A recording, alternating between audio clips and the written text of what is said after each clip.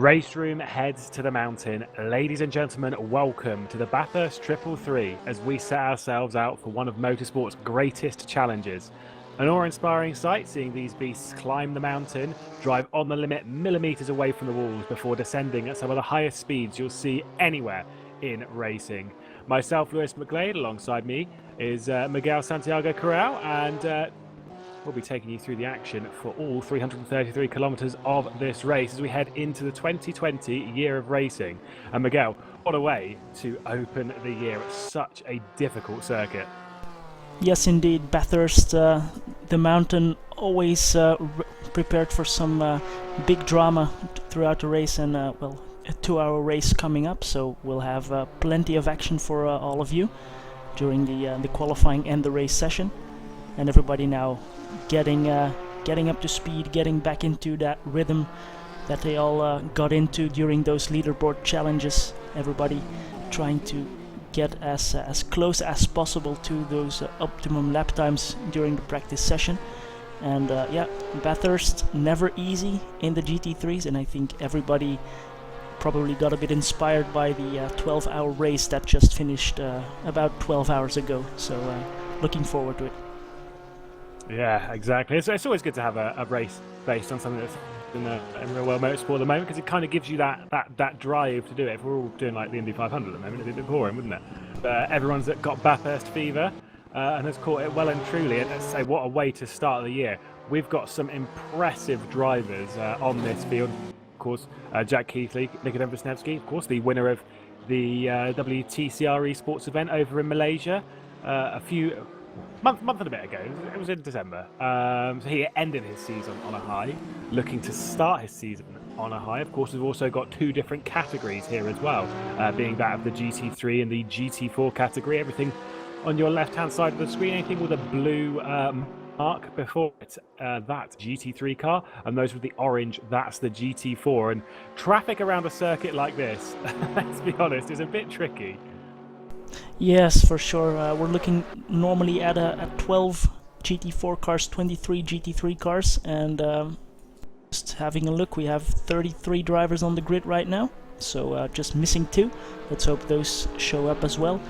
But indeed, patience over the mountain will be key to getting a good result here today, because you can easily throw away all those tenths you have been fighting for, putting the car as close to the wall as you possibly can. So there will be a lot of respect involved, and well, the qualifying session as important as ever. I think what they also said during the 12 hours, this is a race where you want to try and have track position, because if you're staring at the rear bumper of someone, it's never easy to be that precise to the millimeter throughout the whole mountain section. So that's certainly something to look out for. Yeah, truly a circuit where track position is. I've just seen Jack Keithley crash it coming down Skyline, so you don't want to be doing that through the race. Yeah, track position, absolute king around here, and if you want to win this race, you need to be in a high track position. You don't really see many winners coming from outside of the top 10 over a shorter race distance such as what we have before us today. Of course, 333 kilometers, it's a long way. It's 2 hours roughly. It's still quite a distance for these drivers to be putting on. Even at these amazing speeds, it still takes quite a long time, a lot of concentration over the top end. Of course, we'll just take a look at the current schedule for today. We were originally going to do, I think it was a 20-minute shared session. Decided against that because, well, I mean, traffic being an issue around here, you're always going to cause issues, especially when there's a few seconds. I think it's 10 seconds roughly between each class, between GT4s and GT3s. We're doing 15-minute sessions.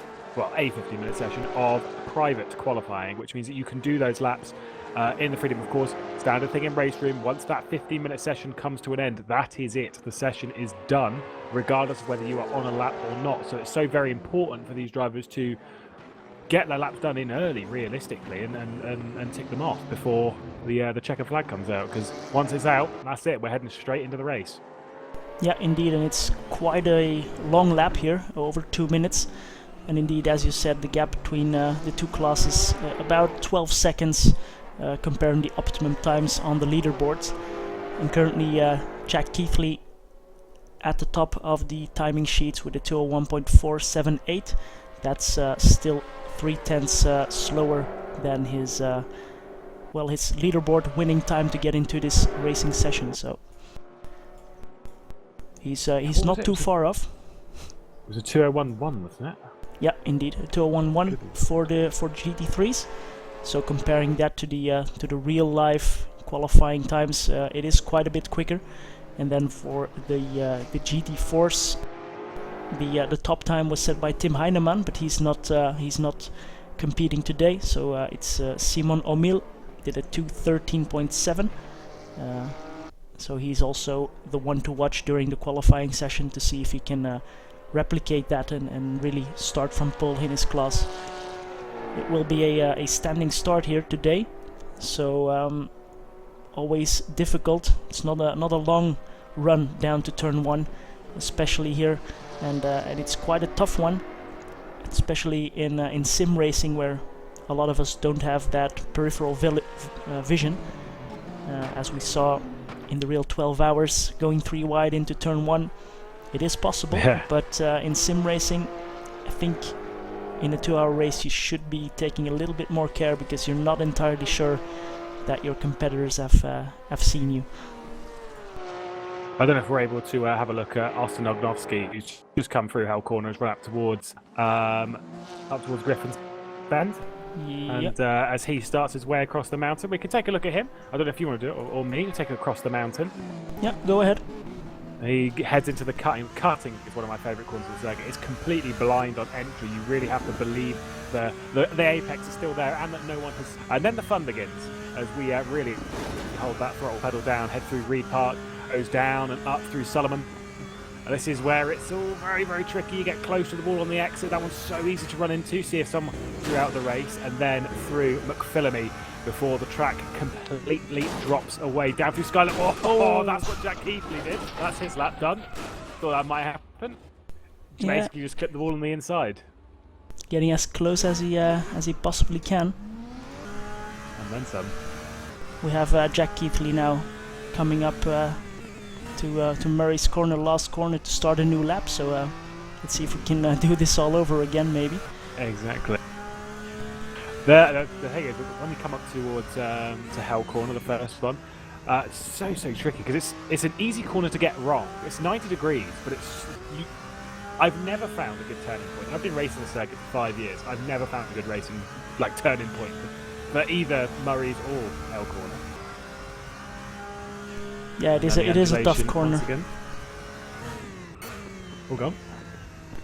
Yeah, through Griffin's Bend here, hugging the wall on the left side, and then setting yourself up for the cutting, as you said.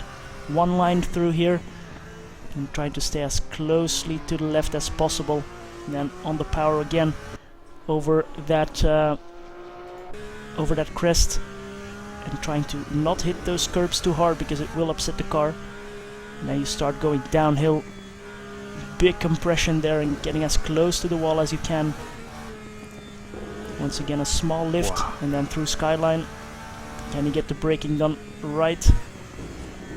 Gets it slowed down, yep. And then through the dipper, and on the power as quickly as you can when your rear tires hit the ground. Coming up on GT4 traffic now. Forest's Elbow on the power, and the GT4 moves to the right. And now down to Conrad Straight, where you can just have a quick moment to relax. But fastest corner in Australia coming up. Should be around 260, 270 kilometers an hour for these GT3 machines. Getting your car all the way to the right, braking in a straight line. Then seems like an easy chicane, but it's not. You want to stay on the track, not get your tires rubbered in. And Keithley getting back into the pits. And here you can also see a very tricky pit lane. Pit entry not easy, and quite slow pit limit speed as well. So that will be something to watch out for during the race, because the tires could maybe last, but the fuel will not last for sure. So the drivers will have to pit at least once during this 113-minute race. I don't know if you saw the sector times on that lap, but there's an absolute monster lap time from Jack Keithley coming in. That was going to go quicker than his pre-quali time to get in. That's how impressively quick. It was by the time he came out of Forest Elbow, it was tracking to be a 2:01 flat, which is very impressive. Yeah, indeed. I wasn't looking at the lap times. It was crazy quick. It did look good coming over the top, but well, maybe he doesn't want to fire off the big lap times before we head into qualifying. Of course, Nikodem Wisniewski, the one who qualified pre-qualified in third position, currently second in the session ahead of Kirill Antonov and Kuba Brzezinski. Of course, important to note, of course, that they're all Indies, Porsche rather, and Keithley, Wisniewski, and Brzezinski, they're all teammates. They all drive for Williams Esports. Have done impressive stuff over their WTCR campaign. And to be fair, just in RaceRoom in general, over the last 12 months, that team's really come to the front, showing the team what it could be. I remember their first event in RaceRoom being back in, it was the 4-hour, the team event back in Germany in 2018. And they weren't so great then. They weren't the strongest team at that event. They kind of came together last minute. And then over that season, they started picking up their odd drivers. Of course, took Jack Keithley from the ACR Zaxby contingent, and then took Brzezinski and Wisniewski from, I think, Feeder at the time, Feeder Ragnar. Yeah, Feeder Ragnar, indeed. So, they built themselves a very, very strong team. Naturally, you would expect that from a name such as Williams, but they're really focusing on this esports scene, and it's going well for them. Yeah, for sure. 3 drivers in the top 4. That's all you can wish for as a team. And looking at the GT4 cars at the moment, it's Giorgio Mangiano setting the pace for that class. Simon Omil, fastest driver in pre-qualifying, currently in 4th, just behind Georg Ortner, one of the Sector 3 media guys, and Pavel Mukonin is in 2nd at the moment, but the gaps there incredibly close, 8 thousandths of a second between 1st and 2nd, then a further 20 hundredths of a second to Georg Ortner, so very, very close there indeed, and we saw just Mangiano letting Jack Keithley or Wisniewski through in the cutting. That wasn't easy for sure. As I'm saying that, Simon Omil now just setting the pace in that class, putting himself 3/10 clear of Mangiano at the moment. Yeah, 13.8, pretty impressive. You want to get some good times into before heading to qualifying. Of course, 6 minutes until we do so, and then this event is truly underway. The GT4 category pretty much dominated by BMWs, with the exception of the sole Lotus in the hands of Robert Wiesemüller. Of course, those of you that have taken part in competition in RaceRoom over the last, well, good while at least, he's a name that you might recognise. Of course, big behind the scenes on competition, does so much work to move RaceRoom forward. Sorting out deals and stuff, making sure that smoothly, and then not only that, being on the broadcast for both WTCR and Cupra Sim Racing Series and all the other like. I think juggles the stuff, ADAC GT Masters as well. More on that in a moment, don't worry. Very, very busy man behind the scenes. Very rare that we actually get to see him behind the wheel of a car, but for those of you that don't know, believe me, Rob is quite the peddler behind the wheel of a car. Always very impressive on speed. Mostly, from my experience of racing with him for a long time, has been on the brakes. I've never met someone as good as he was on the brakes back in the day. Don't know if he's going to be able to translate that back into today's race, but an impressive driver, multiple championships across sim racing, and is extremely strong on here. Naturally, you'd expect it's a game that he works for. Yeah, indeed, and he is, as you said, the only one in the Lotus. So he has his work cut out for him, because the BMW GT4 seems to be the quickest car here around the circuit, and well, it's all BMW GT4s in that class except for Robert Wiesemüller in the Lotus. So he will have something to prove. I think he will have an extra layer added to this already epic race that is coming up in the not too distant future. 5 minutes or 4 minutes of practice left, and then we head into the qualifying session. where, as you said, we have a private session, so you don't need to worry about other cars. You can have some quite a couple of fast laps that you can try and get your time in. But everybody, I think, now getting ready for that session indeed. Let's just go through all the names here that are on the server. At the moment it's 34, so we're missing one person. Can't exactly tell you who just yet, but let's hope that 35th driver still comes in the server at the last moment. So we have Jack Keithley, Nikodem Wisniewski, Kirill Antonov, Kuba Brzezinski, all in the Porsche.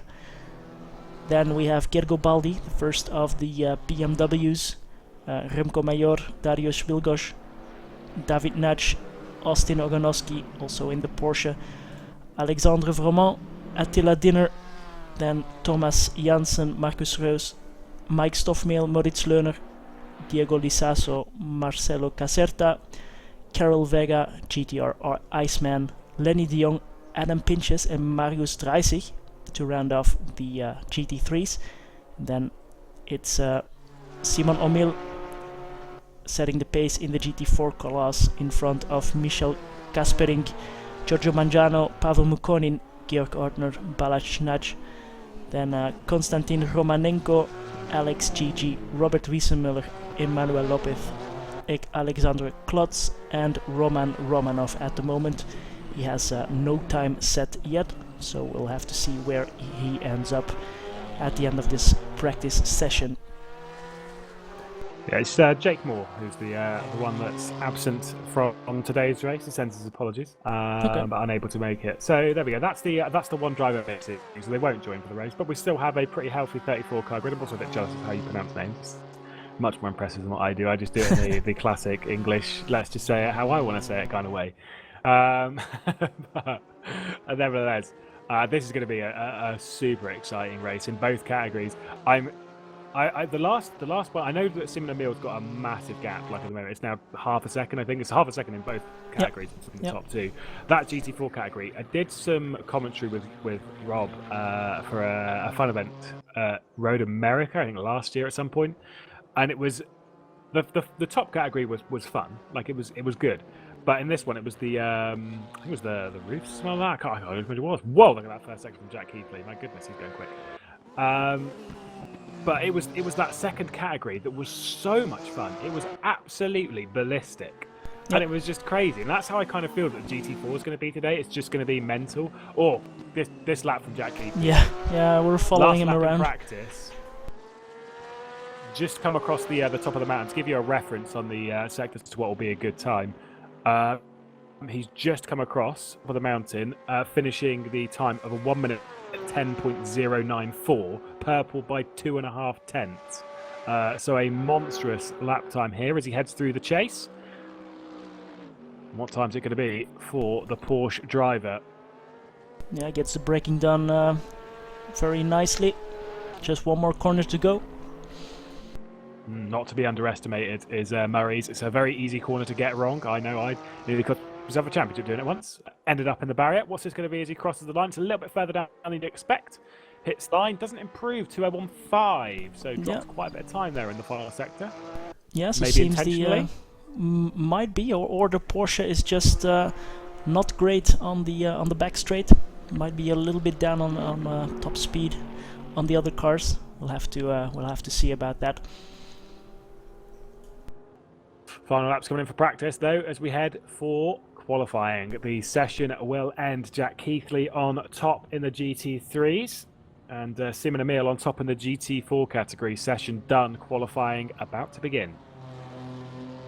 Indeed, let's have a quick look at the track layout for everybody to get a reference. So we have Hell Corner, T1, then going to what is called Quarry or Griffin's Bend, then through the cutting, up the hill, through Reed Park, Sulman Park, and then all the way down to Skyline for the braking to get into the Dipper, through the S's, very difficult section there, and then through Forest's Elbow to get down onto Conrad Strait, through the Chase, and then braking hard there for the Chase chicane, and to end off the lap, Murray's corner, another 90-degree turn.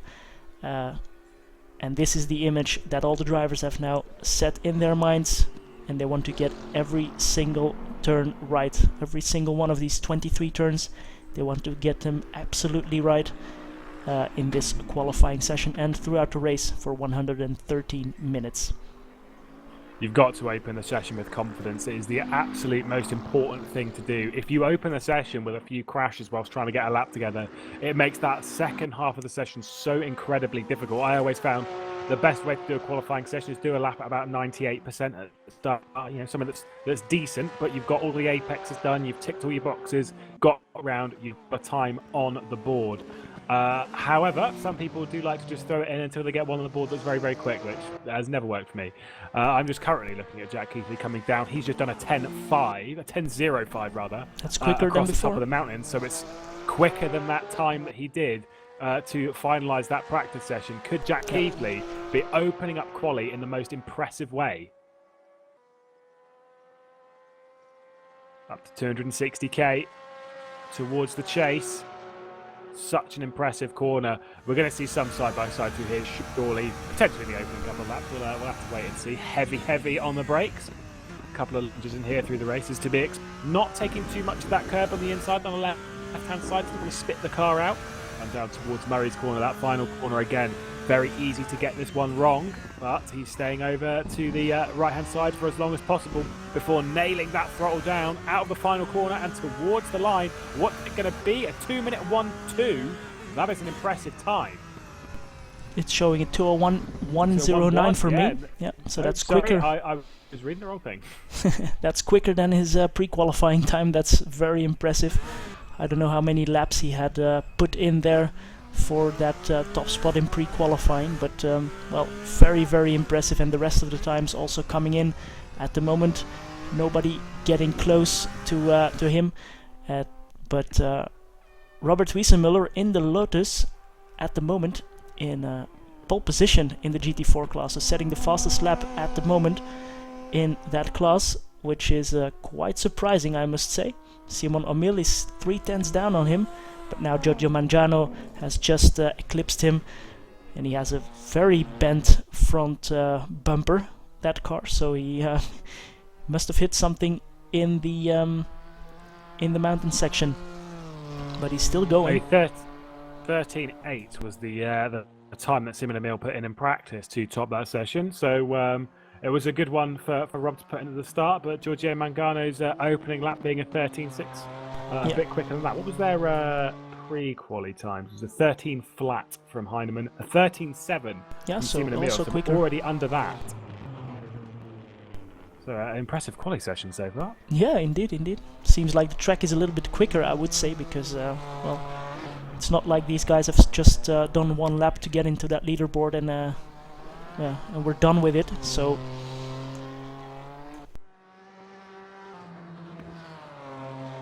it's the highest non-Porsche. It's Moritz Lerner is the highest non-Porsche driver at the moment. So we'll see if that Merc. Wait, I know from experience that Merc is impressive in a straight line. So that if Moritz Lerner can move his way up qualifying wise, he could be a very difficult man to overtake. He's a Williams driver, isn't he? Moritz? Is it Williams that he drives let me for? check.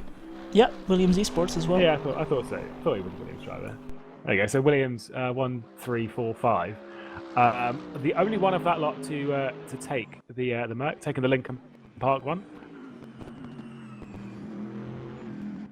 Yeah, I think Yes, it's really hard indeed. to pass if he can get in front. Oh. Way too wild over the dipper. Yeah, and he starts again. That's the advantage of these private sessions. If you need to do a full out lap every time, I think you tend to be a little bit more careful, because if you just mess up that first flying lap, you have essentially lost 3 to 4 minutes just getting that set up. And here you have a bit more time to defend your runners, as Jack Keithley has gone quicker once again, barely into the 201s. 0.006. Yep. He's determined to get under the 201 barrier, isn't he? Yeah, just 0.006 of a second to go.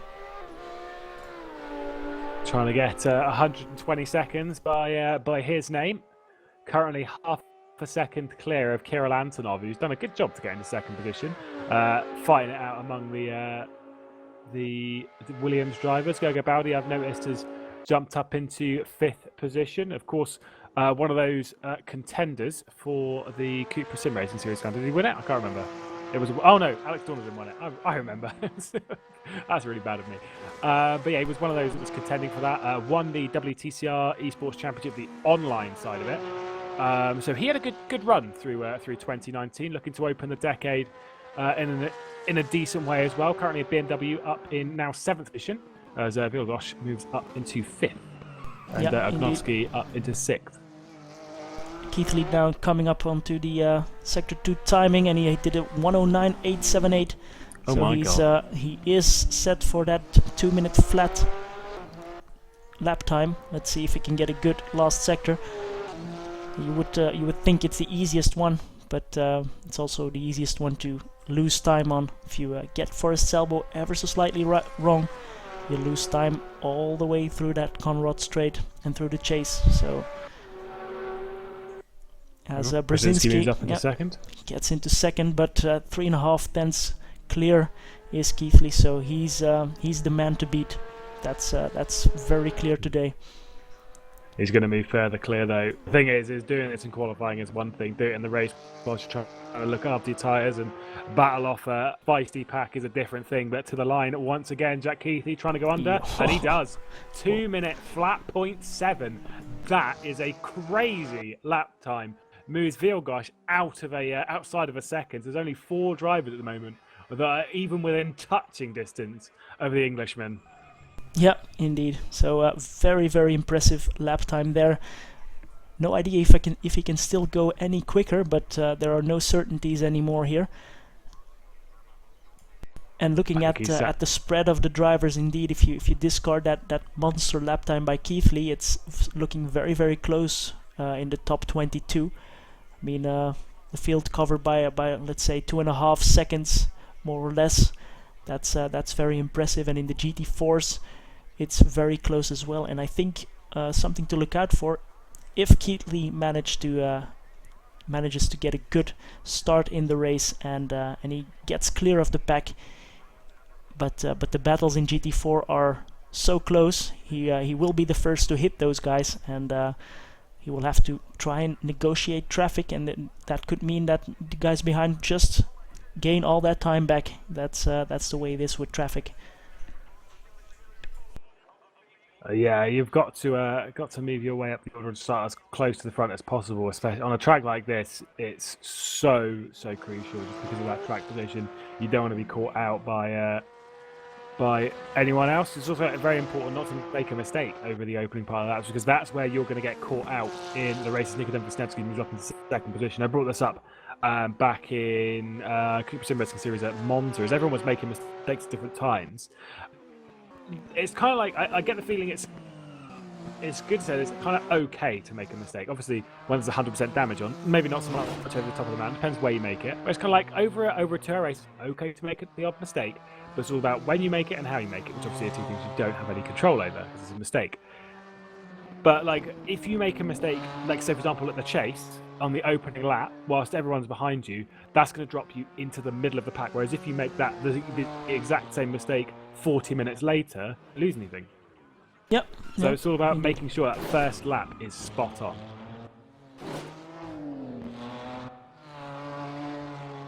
Yeah, that is very important. He's gone again. He's not satisfied with the 2007. As I was just looking at Wiese Müller, he's still in 4th position. He's only 4 tenths clear behind Mangiano, so he's in for a real fight during this race. Keith Lee now just restarting his lap, I see. So something went wrong there. We have a bit less than 5 minutes to go, and as Lewis said, once the timer reaches 0, that's session over. No finishing of those laps. So we'll have to see who gets out on top. But the times between the Polish drivers Wisniewski and Brzezinski, very, very close indeed. Brzezinski will want to get onto that front straight, but it's a Williams Esports top 3 at the moment. Oh, as Antonov gets it completely wrong at the dipper, but keeps going.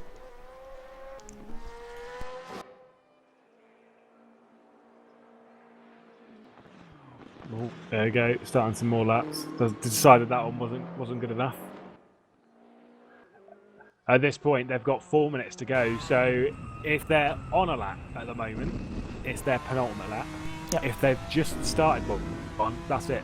This is it. It's their last lap, because they won't get around to do another one. We're not in the 59s or whatever. So this is where it really, really counts, and where the best drivers come to the top. Those drivers that can replicate a good lap time. We're just trying to work out. Yeah, no. Jack Keithley, any lap that Jack Keithley's timed in this session has been good enough for pole. Any lap. I think he's timed about 3 or 4.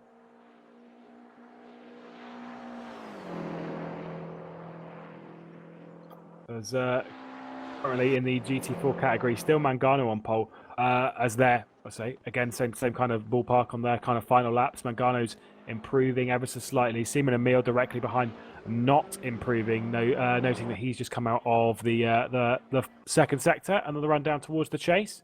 So Seaman Emil trying to get that pole position, but I don't think he's going to be quite close enough. Yeah, Gorton are in third. Oh, that is a good livery though, isn't it? Yeah, it is. It's a nice livery, and we'll have to I see. That BP up my car. We'll have to see if they can still start another lap. There is time now to restart your lap, but there's not a lot of time left, as Brzezinski gets within 4/10 indeed of a second of Jack Keithley. So getting closer, but well, no sweat for Keithley at the moment. Nope, even with that 2:01.126, still any time that Keithley's done in this session has been good enough for pole.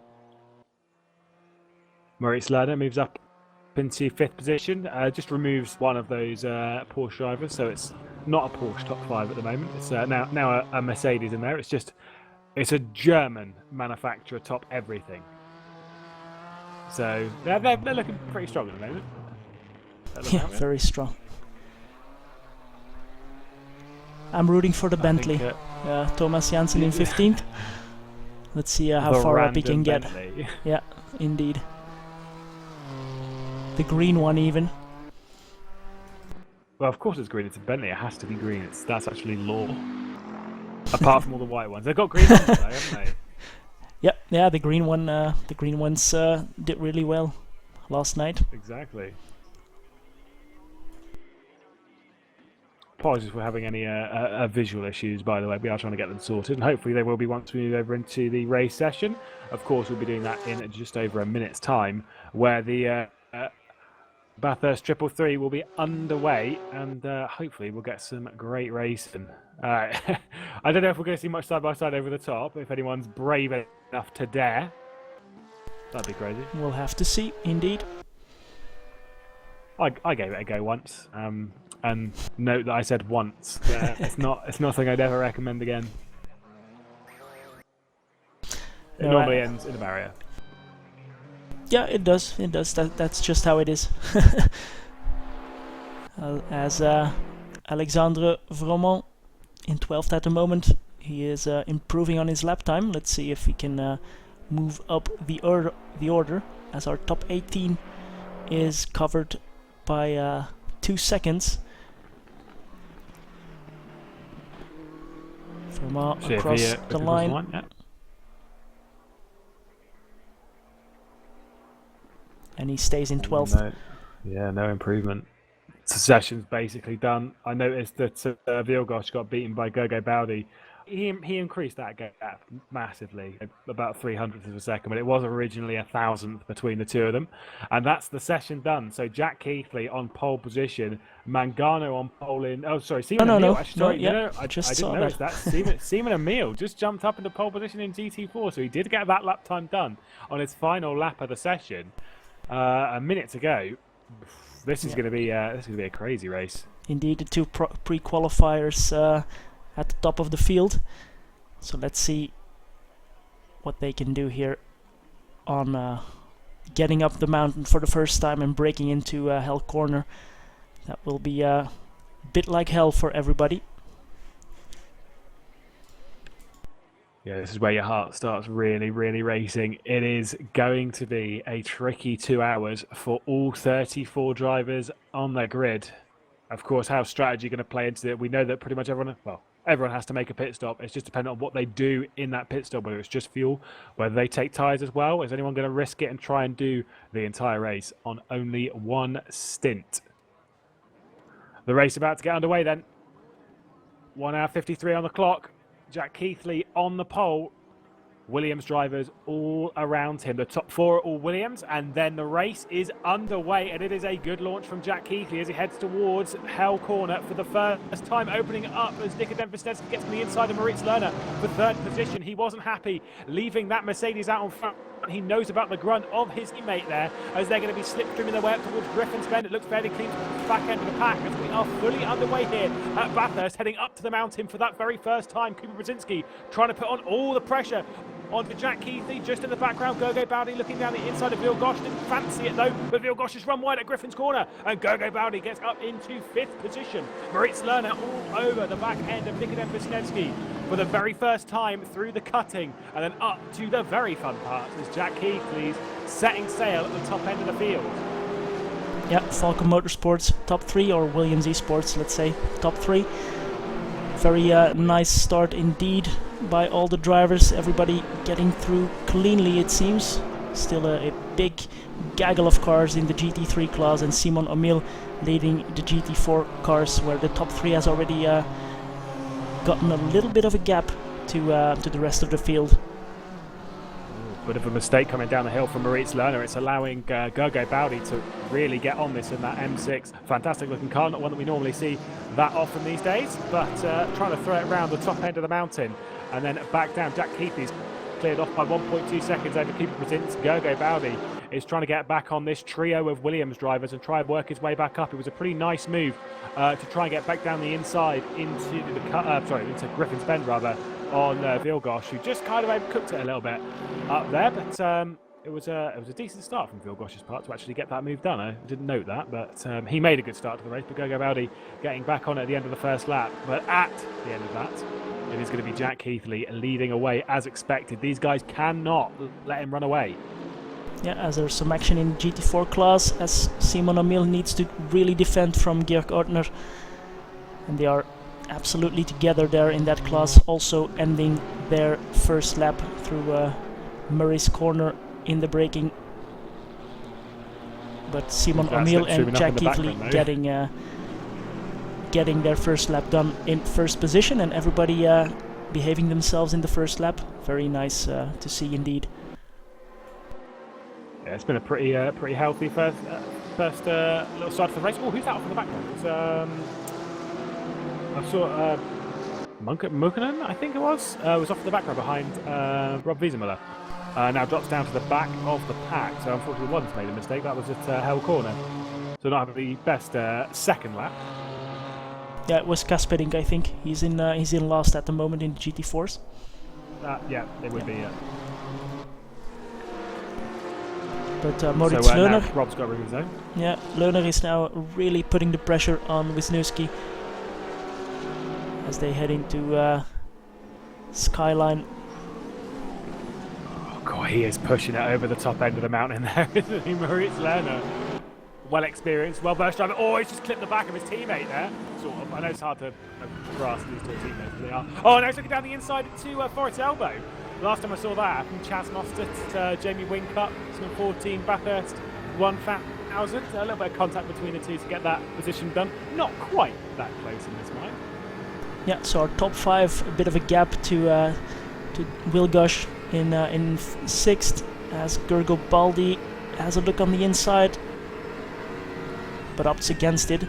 We're watching on board with Gergo Baldi as he sees Lerner putting the pressure on Wisniewski. Keithley and Brzezinski have a little bit of clean air, but they are very much within range, and that fight is far from over. I think all these fights are very far from over at this point. Very early in the race, of course, approaching the 5-minute mark.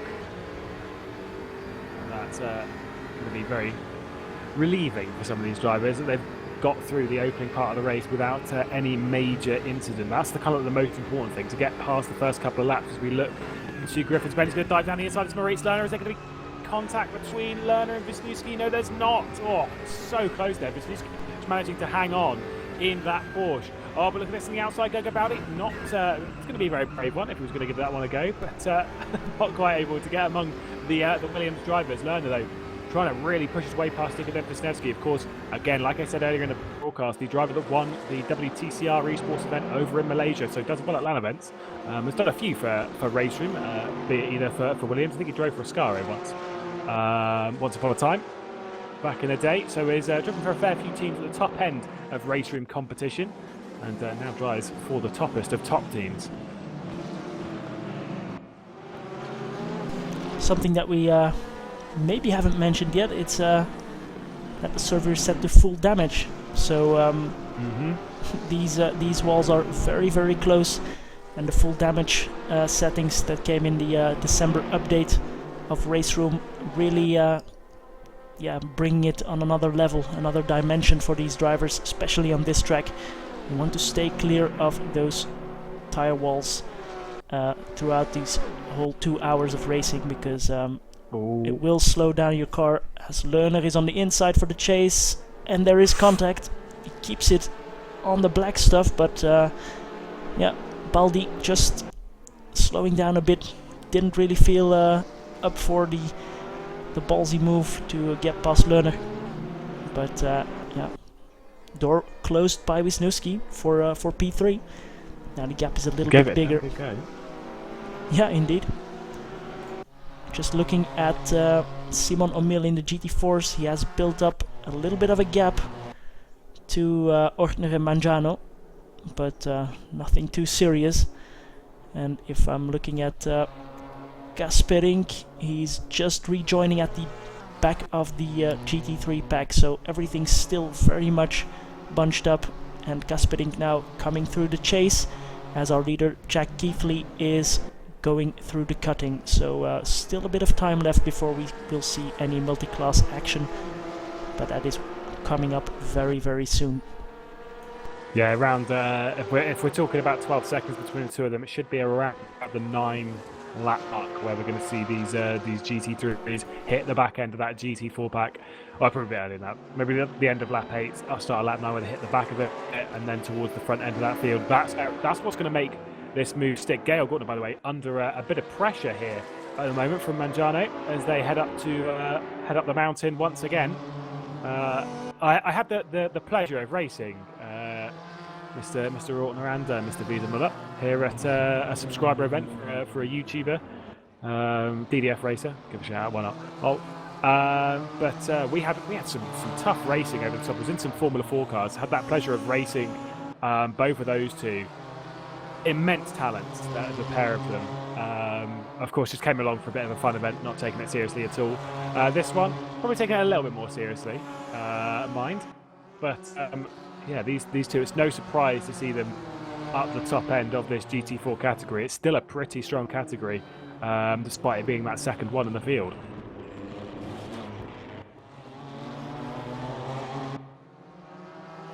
That battle for third position, once again, still massively contested between Wisniewski, Lerner and Baldi. Absolutely on top form. Nice to see 3 different manufacturers as well battling for that bottom podium spot. The curiosity comes is if Lerner can get by, if Baldi can get by, is there any chance of them catching Brzezinski or Keithley? Is Keithley looking after his tyres? Is Brzezinski doing a bit of tyre management at the moment? There's only a second between the two of them. Lerner once again through Griffin's Bend, just showing his nose, and they're as close as ever. And it's always very, I found when racing at Bathurst, the braking here into the cutting, always a bit scary. You're never sure when the car in front will start braking, but these guys managing that perfectly well at this level of racing. As we just saw on stream earlier, Mike Stoffmail going past Marius Dreisig, just past cutting. So action up and down the field that is for sure. Our top 10 is currently being closed down by Diego Lizaso, the Spanish driver of Churi Esports, in the green and yellow Porsche. But he's being very much challenged by Adam Pinches and Remco Major just behind. So he has a whole gaggle of cars right behind and a bit of a gap in front of him. So he seems to be the cork in the bottle as we head through Forest's Elbow and down Conrad Straight. Will he need to defend for the breaking into the chase? I think so. That AMG is pretty beastly in a straight line. It's going to be close. Of course, Adam Pinches is one driver who's part of the academy of Williams drivers. Previously driven for CRZ, for Smile Power Racing, for a few different teams. And here he goes round the outside and into the really heavy braking zone and up into 10th position. Going to go for the cutback though is Lazazo. Not going to work out. Pinches though makes that one stick. Heading down towards Murray's though. Inside or outside? Which one's he going to pick? Going to defend down inside. Lazazo's going to have all the work to do. Oh, and in the back. Full back line. Who was that in the background? That was Vermont. Yep. No, Remco Major.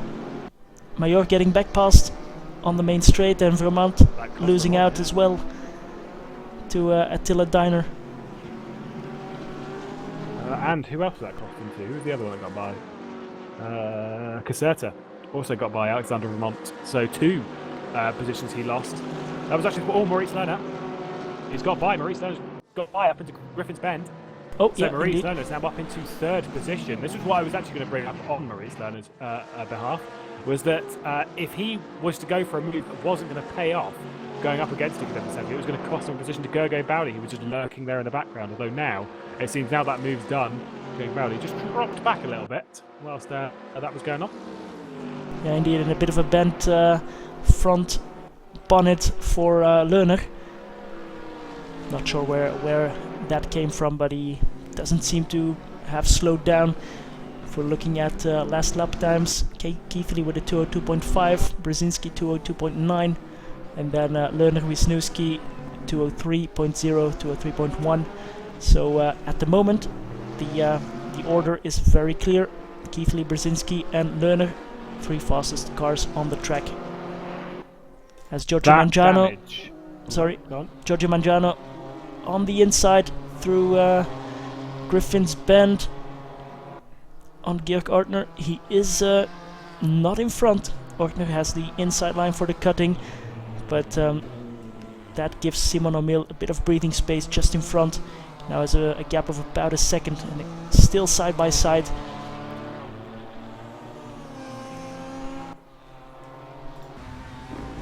Yeah, it was going to be a brave move to try and make it stick around the outside of the cutting. Takes a lot of respect and a lot of patience to make that one stick.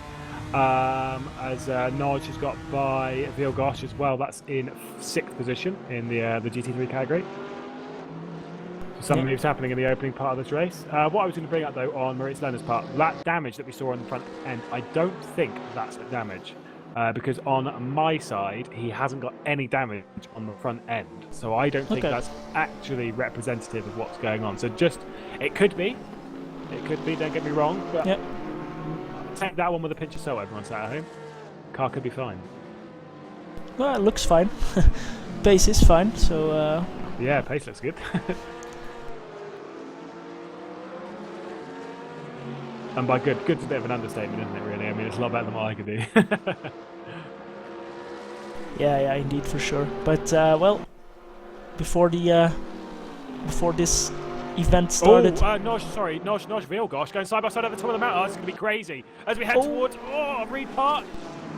Wow, that was brave racing between Vilgosh and Nodge. They were side by side coming out of the cutting towards this top end of the mountain, through Reed Park, through Solomon, through McPhillamy, and then down through Stein as we descend towards Forest Elbow. That was crazy, catching them two. Just side by side at the end there. A little bit of contact between the two. I don't think Nodge would be too happy at being escorted towards the barrier, but then again, if you're going side by side around this end of the circuit, kind of expect that kind of stuff to happen. Yeah, now that's we've to be got expected. your big favourite Bontley behind in the big fat green. Yeah, he moved up 7 places already. Get involved. So done very well. Yep. Yeah. And we must say, very well driven by everyone, as the Bentley tries to move up another spot on Natch on the inside in chase, but he has to keep it too tight and needs to go too slow. And we'll need to try again at the end of this lap maybe. But that gives Wilgosz a little bit of breathing space just behind, but a whole full lap of battling between Nacho and Wilgosz. Very nice to see. I was just pointing out that the Porsche was said to be overpowered for this track. And we have quite a couple of Porsches here in the GT3 grid, but very nice to see Lerner in the Mercedes hanging on. Also Baldi in the BMW, just as David Nudge as well in the BMW, and the Bentley in the top 10. So the Porsche might be a little bit of the better car on this track, but it's far from overpowered, that's for sure. Looking at the GT4 class, well, the BMW is the weapon of choice, but Wiese Miller hanging on to 4th place quite comfortably in the Lotus, so it's not like he's being passed left, right and center. Mangano trying to make a move on Georg Ortner once again as they head side by side through the chase. They're close. I think Mangano might have this one this time. Yep. And into the heavy braking zone. He's got that one done. Yep, indeed. Oh, got over the curve a bit too much though. I don't think he's going to make this stick around the outside as Georg Ortner. He's a very good driver. I don't think he's quite that impressive. He's going to give it a bit of a go though, trying to get for the cut back. But no, that's that position done. So second position goes the way of Mangano. Ortner in 3rd. Rob Wiesenmuller behind in 4th position. And Omil has checked out at the moment. He has quite a bit of a gap. And just checking, Alexander Klotz currently in last position. He has just crossed the finish line, and Jack Keithley currently as well on main straight. So we'll very soon see some GT3 GT4 multi-class action, and that will can throw a spanner in the works for some of these top drivers. Well, a problem with a circuit like this is you've got half the circuit which you cannot overtake on. And well, you can, but you've got to be ridiculously brave. I mean, to be fair, with there being 12 seconds of difference between the two categories, most of that is going to come. In fact, most of that will come on the straights, but never mind. It should be easier for them to pass over the top, but realistically, you don't want to do any passing over the top because it's high risk, very, very high risk. You want to minimise that to as little as possible. Jack Keithley is well experienced in sim racing though. Maybe not so much in the whole multi-class type. This is the thing with a lot of these drivers. They're very, very good at sprint racing. I've not really seen them so much in multi-class racing, with the exception of Keith Brudzinski and Nikodem Wisniewski, who back in the day used to race in a league and a different sim, which was all about multi-class, being a proper endurance sim. Yeah, indeed. League. That's where they sort of grew up in sim racing, as it were. So those should be able to manage it quite well. Yeah, what a race to lose your virginity for most of these in multi-class racing. I know. Not going to be the easiest one. I think Bathurst is one that I would definitely not attempt my first multi-class race at, especially not in cars that have this low amount of difference. Because the thing is the closer two categories are, the harder it is to do multi-class. Because the thing is, in a race like this, as we're about to see some overtaking in class to class, which is Keithley approaching the back end of the field. Yep. The blue flags that signify aren't to show that car needs to get out of the way, it's to show that car there is a faster car coming. They don't have to get out of the way, they're supposed to do their own thing and basically just beat Victorable. Yeah, and it's the higher class which has the track position and needs to make the move. Noj and Wilgosz again, side by side at the chase. Yeah. Noj able to get by now. Right, so he's back past. I was just looking at an epic battle in the midfield of the GT3s. Those guys as well, not giving each other an inch. That was Romanenko and Alex GG and Balasnach, I think. That should be, yes indeed. They are door handle to door handle more or less, as Wisniewski is now closing up on the back of Lerner once again. So the gap was a bit bigger 2 laps ago, but he's right there once again as Keithley. Wilgosz Janssen. Oh no, he didn't get that move done. It was close though. Yeah, Janssen was trying to get done on Wilgosz straight away. 3 different manufacturers battling over this position a bit lower in the top 10. Yeah, indeed. Very nice action. I think Jack Keithley passed his first GT4 car now. Yeah, he's passed a couple, done another one over the top. This is where the traffic's going to get a bit thicker, and where it really does matter. This can cost you. Think of it, every second you wait behind a car is time going on the circuit. It's becoming a bit impatient as we head down towards Forest Elbow, looking down the inside. That's brave. Yeah, that's expecting to get a gap there. But, well, if you want to win this race, you need to be decisive. That's the most important thing in multi-class racing. Make your intentions clear as early as you can, and just be decisive.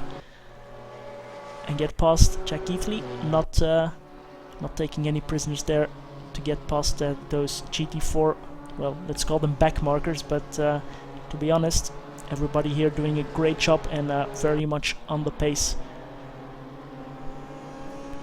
Yeah, there is some good drives happening out there at the moment, which is good to see. Oh, as Marius nice Dreisig, last driver in the GT3 class, he's in the wall and stood still, I think. Yeah, he has left the server, unfortunately. 2 retirements. Not sure who the other one was. Me neither. We're down to 32 though. As we've got quite a lot of traffic. The GT3s are really coming through now. Now it's so very important for Jack Keithley, who's just about to come to the back of Rob Wiesenmuller, to get this done before he heads over the top of the mountain, because that's what's going to cost him time. He's not able to really make anything move. He's got by, just before they head into the cutting. So that's 4th place done in GT4s, as Cooper Brzezinski behind is going to try and make a move, and he's done as well with most. So he's got Rob Wiesenmuller to pass. That's only the car between Jack Keithley and himself, but I think he's going to lose a bit of time here. Here's Cooper. Oh, it's brave. He's done it. It's so crazy seeing 2 cars go side by side over this end of the circuit. Lerner and Wisniewski as well, getting past GT4 traffic. But a bit more butt-clenching action there for them, as they had to get through in the section after the cutting. Oh, Jack Keithley's losing quite a bit of time here behind Georg Gortner. They're going to go side by side towards Forest Elbow. This is allowing Cooper Brzezinski to close in massively. Yeah, Look gap at is that gone. Monster gap down. Whoa. Now trying to get by Mangano. Look at that, the gap is completely gone. Lead for GT3s now is absolutely naught. Loving it. What does Jack Keithley do now? He's used a lot of his tyres to build that gap. And now he's not going to have much left. There you go, Cooper Brzezinski's right on the back, picking up that slipstream once again. We know Jack Keithley can build that gap, and now that he's passed Ngannou, they've only got one more GT4 car to pass, which is Simon Emil, which this will show how far down the road he is. Look at that, miles down the road. And they should be able to pass him just before they head up the mountain, the pair of them. So fights back on for the top end of GT3. Yeah, and Jack Keithley's lap at 2:05.2 on the last lap. That's the slowest lap of the whole GT3 pack. As slower times now coming in as well from the other drivers. So the GT4 traffic very much a factor here, as they just get past Simon Emil, and they have another clear lap. But we will be seeing GT3 lap traffic as well throughout this race, I'm quite sure, as we progress through this race. Yeah, I just want to apologise for what we're seeing on our end. Hopefully this is happening for the drivers as well, but I think it's just a bit of an issue at the moment, but hopefully we can get that sorted. It did sort itself out for the start of the race, and hopefully it heads that way through the remainder. 24 minutes down, so very much in the opening part of the race. Okay, but according to Rob's dad, actually, bless him, he's in the stream. Well, hi John. Says that the races are not affected, so this is just on our end. So this is actually not happening to the drivers, which is important, because it means that the race is still going on fine. All right, that's great news indeed. And so we've got that battle to look forward to at the front end of the field. Keithley and Cooper Brzezinski, mates, very, very close now. Noting how much Brzezinski's managed to pull out on Gogo Baldi in that bit. There's, I think, 10 seconds between Brzezinski and Baldi, who's Brzezinski's miles down on Cooper Brzezinski as well. So really dropped off as this battle for the lead has got their own little area to fight in, and for at least for about 8 laps, and then they catch back of the GT4s again. Yeah, at least, indeed. I think we're down another driver. I'm not sure who it was. Yeah, Lerner is not in anymore. Ah, there you go. It's Lerner. There was then, yeah. Yeah, so he. I was going to say it was one of the GT3s. He dropped out of 3rd place, unfortunately. So that's very unfortunate, but Williams Esports in the Porsches now again in the top 3 as we started the race. Gergo Baldi and David Natch in the BMWs, their closest contenders. But that battle for the race lead very much on, and well, we haven't really talked about strategy just yet, but maybe it's the moment for that. The tires could last until the end of the race if the guys opt to do a bit of tire saving, but they will have to come in at least once for fuel, so we'll have to keep an eye out for drivers coming into the pits and getting tires or keeping their tires and double stinting to the end of the race.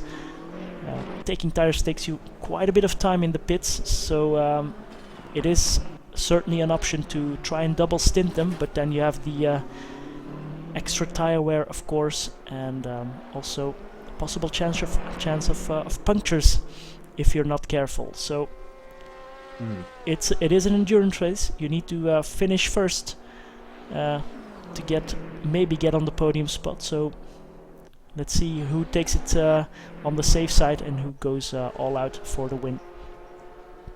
Yeah, from my my experience of racing the likes of Keithley, Brzezinski, Baldi, all that lot. It is from a few years ago, but still from my memory of racing this, Jack Keithley, Gogo Baldi, not particularly the best on tyres. Gogo is not bad.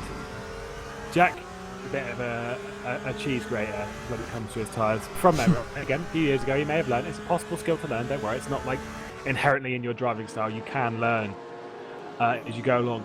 Brzezinski and Brzezinski, as I said, like they've done a lot of endurance racing before. They understand how to conserve tyres while still setting good times. So I would suggest those two are potential drivers that would see it out to the end on this set of tyres. Obviously, we're not ones to know at the moment. We will find this out as the race progresses, but if anyone is to do it, it could be between those. Yeah, indeed, and still a very long way to go. 1 hour 25 minutes still on the clock, so everything still to play for. But it's always nice to be at the top of the field with your teammate behind. Now, I'm quite sure Keithley and Brzezinski are not taking it easy on each other. I think they will race for the win. Quite sure of that, so there won't be any favors or formation flying here, at least not at this point. Maybe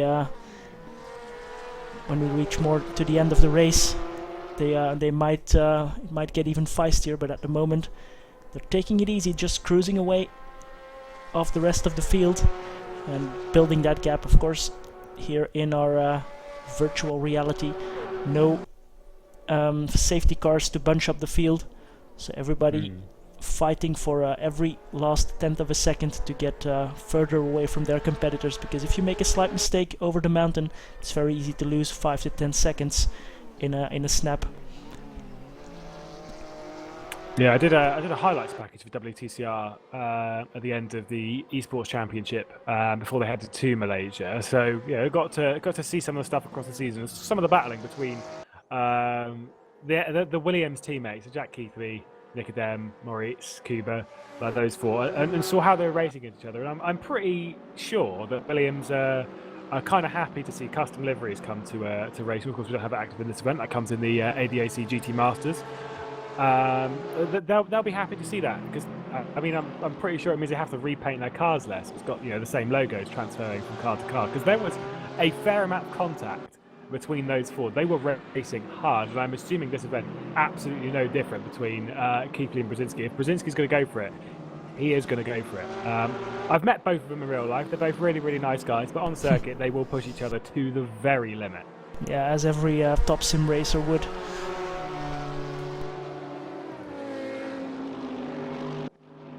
In the custom livery, it's going to be great to see those in the ADC GT Masters, isn't it? Yeah, indeed. And indeed, that series or that championship from RaceRoom, official championship, coming up very, very soon with an €80,000 prize pool for everybody to fight for. So this Bathurst 333 is just the start of the 2020 season in the esports scene for RaceRoom. If you want to get involved, just head on over to the RaceRoom website, and you'll find all the info there to prove your worth against some of the best sim racers on the planet. Yeah, current leaderboard is open for the GT Masters. I think it's open until maybe Tuesday, if I remember correctly. I think it's still open now. Sorry if it's not, but that's over. If you connect to the game, go into the leaderboards. It's Oschersleben, big setups. You get to race against these guys. I think Jack Keithley's currently on top. Moritz Lerner maybe second. It's super tight. We have lost our race leader. We have lost our race leader. Yep, Jack Keithley is not to be seen on the server. So I hope there's... that would seem like a... Yeah, that's a bit of an odd one. Yeah, indeed. I hope there's nothing causing all these drivers to drop out. My top four are showing 100% damage as well on their cars at the moment, which well, they look a bit battered, but they're not broken. So well, Jack Keithley unfortunately not here anymore to defend the honors for this race. It's Kuba Brzezinski now, all alone at the top of the field, as his countryman Nikodem Wisniewski coming through the cutting now. He's about 10 to 15 seconds further down the road. So unfortunately that battle for the lead cut short here at the moment. But that doesn't mean we won't see any more fighting here yet, as Diego Lisaso is trying to get back into that top 10. That spot that he held at the start of the race. He's trying to hunt down Marcello Caserta to get back into that top 10. Yeah, it is indeed. It's of course getting you always have these little goals when you're in a race, whether it's sort of like getting to the top, then sort of like anywhere in the top 10's fine, but then getting to the top 5, and then onto the podium, and then the win. Like, you always have these little goals. So the top 10 is sort of like, for me, it's sort of like the first one of those. I want to get into the top 10. So Lazazo is kind of looking at this, or would be rather, look at this thinking, right, this is the first of those. Let's see where else we can get from here, but let's get this one done so I can say that regardless, when I finish the race, I can be in the top 10. I can do this, and I can make that progress from there. So getting into the top 10 is going to be crucial for that momentum upwards. But he's got to do a decent move to get by Caserta, that's for sure, and potentially not drop into the back of the Audi behind. Yeah, indeed. Mike Stoffmail not too far back in the only Audi still on the track here at the moment. And he was in last position of the GT3s at some point, so he is making up some good ground, the Dutchman.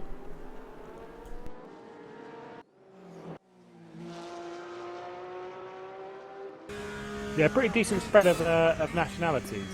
Yeah, on the grid. sure. Mostly from around Europe. Yeah. There's the odd one. Yeah, we have some Argentinians. I see Canadian. Romanian, yeah, it was a Canadian, or Ukrainian, sorry. Yeah, we've got a good mix from all around Europe, as we see across most of RaceRoom. I think most of the nations that I see battling towards the top, though, is you've got like Jack Keithley is one of the very few Brits, to be honest. You've got like a lot of Poles and a lot of Hungarians battling towards the top. A couple of Germans, of course, Alkmaar and the like. So it's a lot of strong drivers across Europe, all sticking with their countrymen. Yeah, indeed.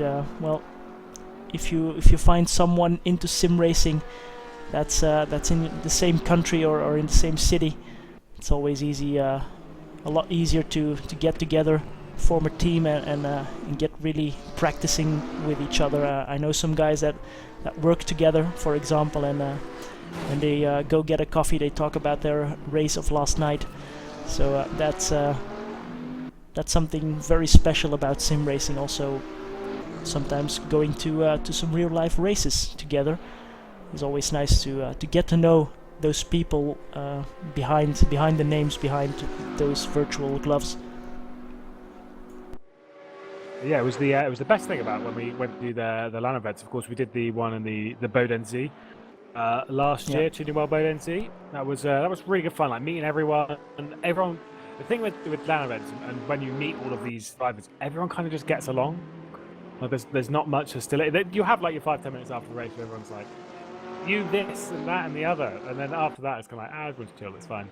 And so like you have that kind of, that's where like the country kind of things sort of remove, everyone's just kind of there. But yeah, it's so good meeting up with like drivers and stuff. I live with another sim racer and stuff, so it's always good to sort of have a race, and then when you have that sort of breather after the race where you just kind of like, right, I just need to talk about this, I just need to get this off my chest, and then you have someone to talk to.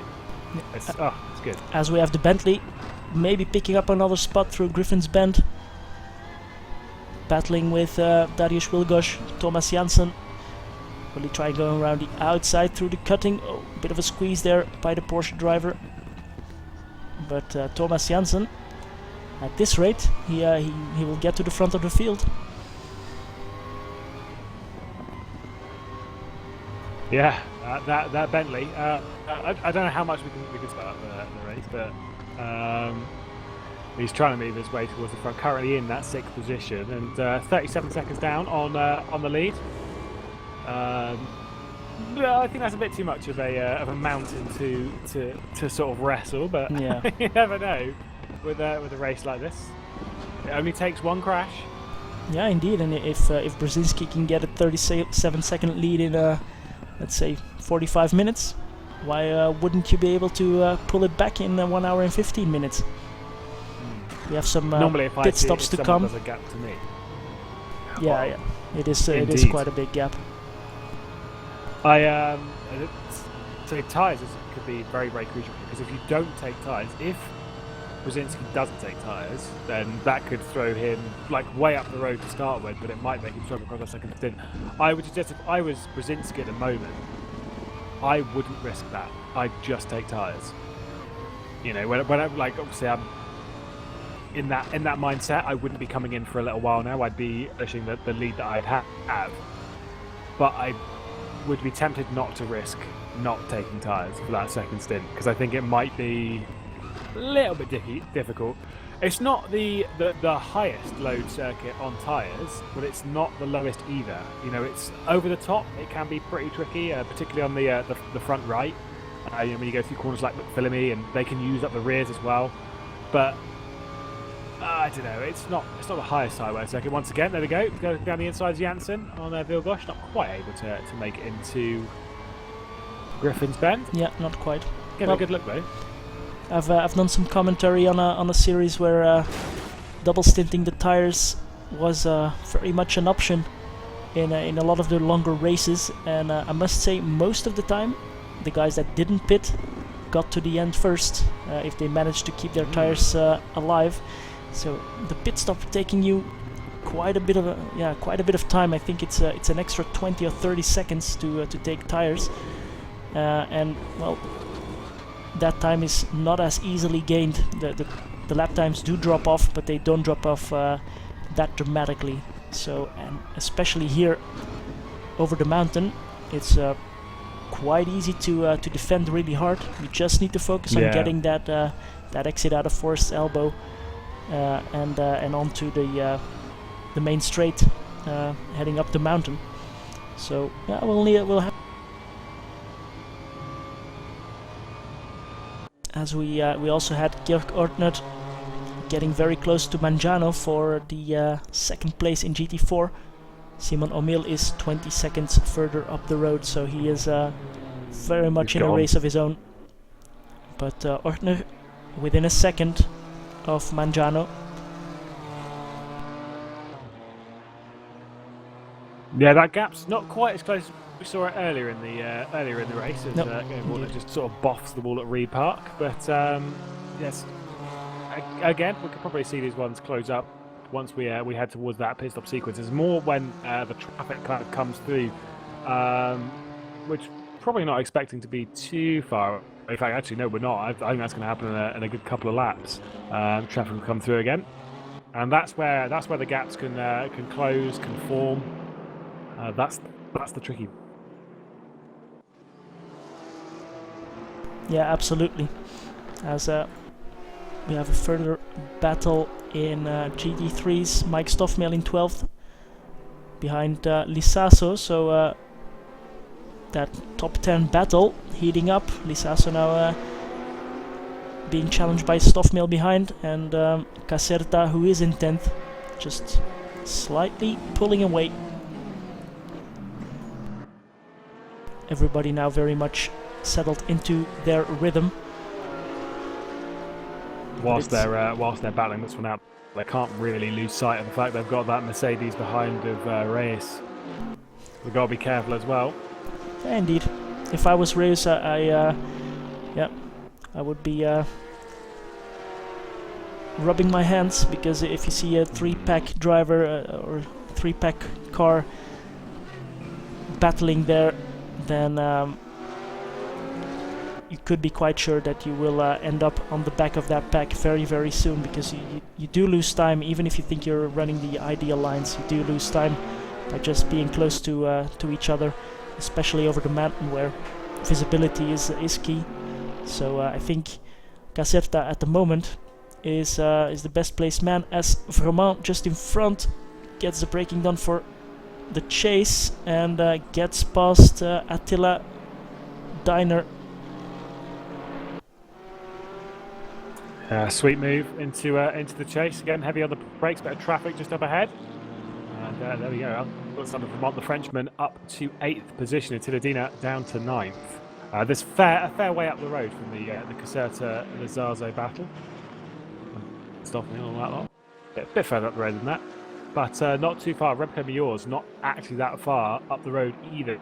So if these two don't battle that hard, maybe Alexander Vermont can pull Attila Diner up to the back end, and then these lot can move their way even further up the top. And these are all the kind of decisions you have to make whilst inside the cockpit.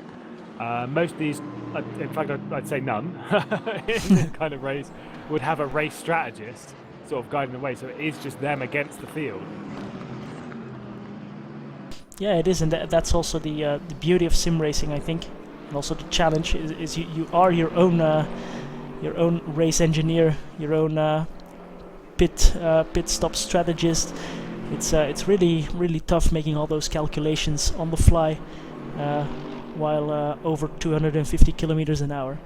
I struggled with that myself in the beginning when you needed to set your pit stop parameters. I would also always get into trouble at some point of that lap, just before the pit stops, and you knew, or I knew that it was a crucial moment, that I had to be hyper concentrated. But still, you make that slight mistake, you brake that little bit too late, and you lose all that time that you would have gained by getting a good in lap, getting a good pit stop, and then getting back out with your competitors. That battle with Stoffmail, Lisasso and Caserta now being joined by a GT4 car just in front, as they will go 3 wide through the chase. Looks like it. Oh, the GT4 brakes early. That's a very sensible thing to do, and they all get through cleanly. Pretty brave stuff. Traffic management around this circuit is so hard. It is so difficult. You've got to be brave. A lot braver than I am, that's for sure. I don't know how to describe it, but whilst in the car, normally you'd be doing this kind of stuff, and actually I'm normally quite calm when coming through the car. Whereas watching it, I'm like, oh my god, he can't do that. Stoffner, by the way, on the back of Lazarzo, heading up towards Griffin's Bend. That Audi R8 trying to get past the Porsche.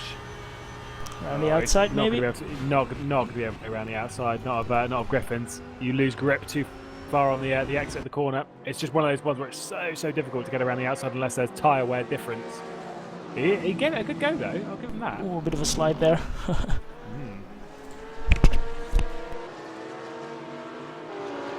He did give it a good go, bless him. All over the back, filling the mirrors of the Porsche.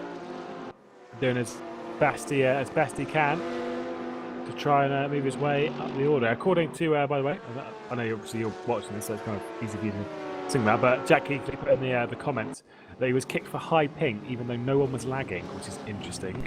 Oh, so I'm wondering that's very if the unfortunate. server is assuming it's seeing the same thing that we're seeing, while the drivers aren't seeing this, which is bizarre.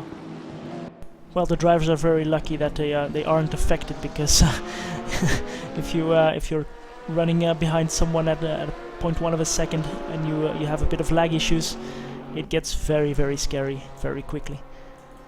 What over the top of the mountain, when you sat behind someone, using them as a reference. Yeah. Right, you're using them like when are they turning in? They're turning in now. I'm turning in now. So you kind of use them as your benchmark. It's the only way that you can get across while sat behind someone and actually kind of cross the mountain well. It's all part of racecraft. As soon as they just launch off to the left-hand side because of lag, you will also launch to the left-hand side because you think, oh, where are they going? It's so silly. Indeed. It's kind of how it goes. So if the car in front is lagging, you're very likely to crash. Oh, as we have we had 3-wide action with our only South American driver, Emmanuel Lopez, battling it out with Alex GG and getting passed by one of the BMW GT3s. Through the cutting, still side by side. Oh, contact between the two. Yeah, but they're still going. Alex GG just hang on. That's brave. It's not a corner I like making a move into, the cutting. It's a very ballsy move required. Inside or outside, that is. Lopez not able to make that move stick. Yeah, no indeed. And well, very lucky to have him, of course. Time zone on his favor. It's about midday there. Well, no, afternoon there. So very easy for him to join. No Australians here today, unfortunately. It's a bit too late in the night for them. Yeah. They would be swamping the server if there were any, I guess.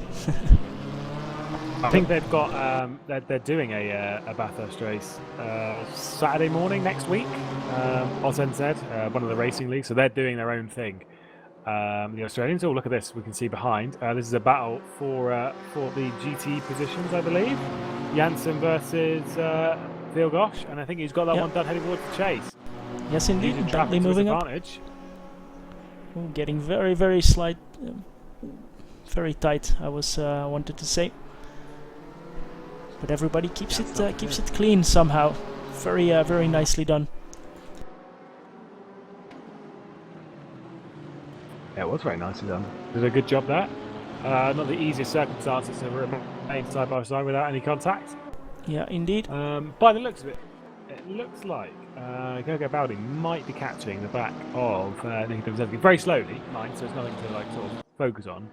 But I kind of get the feeling that gap might be coming down a bit. As Brzezinski's run off into the distance, courtesy of Jack Keithley's unfortunately timed disconnection. Yeah, just looking at some of the Australians joining the leaderboards. We had 16 Australians taking part, but they are not in server 1, so I hope they're having fun at the moment in their own race. Noel Spence was quickest of the Australians with a 202.9 in the Porsche 911. Of course, there are various servers, not just server 1, that we have for this event. I think there's 6 in total. Yep, pretty sure. There's indeed 6, so that's 6 times 35 more or less drivers, which is a very nice field indeed. What was it, 500 odd attempts to qualify in the GT3? I'm not sure how many it was in GT4. Yeah, it was 539 in total, and 367 in GT3, 172 in GT4. So I think that's a very nice turnout for RaceRoom's 999th and 1000th championship or leaderboard challenge for all of the drivers starting off 2020. And I decided not to give this one a go because I thought I'd get embarrassed. yeah, probably. Me neither, unfortunately. And well, there are some prizes to be gained here today as well. We have a 500 VRP random draw per server, so it's not the winner that will get it, but one of the finishers of these races will get a nice little VRP prize from RaceRoom.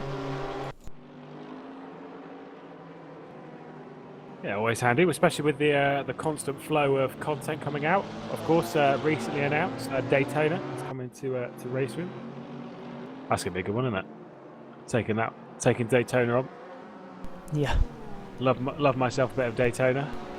Yes, indeed. That 24-hour race is also something special. It's very nice that the endurance calendar has started off again in this year, and now they're following each other in quick succession. Yeah, Dubai kicked us all off. It's been a good year of racing so far. We hope that one continues. Be it in motorsport or sim racing. Of course, the sim racing season is kind of a hard thing to say. Like sometimes it sort of stops, but not really. Like we're kind of lucky in the fact that obviously we're not limited by climate or anything like that. We can just kind of race whenever we want to race. Yeah. But naturally, over Christmas, everything kind of just drops off a little bit whilst everyone takes a bit of a breather, and then it builds back up again in the new year. So at least from my perspective, the racing season's not properly begun yet. But we're in those opening phases where the first few are just trickling in. But believe me, at least on the racing side of things, once things get going, there is going to be a lot of racing for all types of participants. Thankfully, with the likes of the ADAC GT Masters and things like that, it's free entry. You can just take part. You have to own the content. You can just do. Yeah, indeed. As we had our first pit stopper, Marcus Rose, 16th currently, so last of the GT3s, but he was in the pits for quite a long time. I think he took tires, but not exactly sure. And he came out just in front of Kuba Brzezinski, so he hasn't lost a lap. That's very important. He's about 5 to 10 seconds up the road from Brzezinski, potentially on fresh tires, so he should be able to match that pace of Brzezinski and not get into trouble. No, it's not 10 seconds, it's less than 5 even. So we'll have to see if that early pit stop by Marcus Rose can get him to the end of the race. Yeah, that's actually a good point. You kind of suspect so. We've got about just over an hour to go. Yeah. 50 minutes have been ticked off, so that's gone by pretty quickly. Yeah, and pit stops coming in. Caserta in the pits. Ortner as well for the GT4s in the pits. I think I saw, was it Klotz, I think, in the GT4s in the pits about 2 laps ago. And if I'm not mistaken, the pit lane penalties have been switched off for this race, and no speeding penalties, if I'm not mistaken. But it's the track limit slowdown. Oh right, because there was one on pit entry that was a bit dodgy, I think, as far as I remember. GTR Iceman also comes into the pit lane. So there's another one. Yep, indeed. So everybody waiting for that 1 hour mark to get into the pits and potentially make their one and only pit stop of the race. As Caserta gets going again. Doesn't. No, he stayed. Yeah, because does that mean Caserta's going to go a lap down? Caserta just coming out of the pits now. Ooh. He's rejoining just in front of Marcus Rose. That blue car, that yellow, I'm sorry, cyan, turquoise, that's the right colour, there we go. Yep. That turquoise Falcon behind, that is the race leader, Kuba Brzezinski, so they're very close to going a lap down. Yeah, indeed, and we'll have to see, will Brzezinski try and get close and pass these guys, put them a lap down, or will he maybe move his pit stop forward just a little bit to not lose time behind these guys, because Wisniewski, he is not too far back. To be honest, he's going through the cutting now, as his teammate Brzezinski has just passed that section. So not a huge gap, about 10 seconds between these two.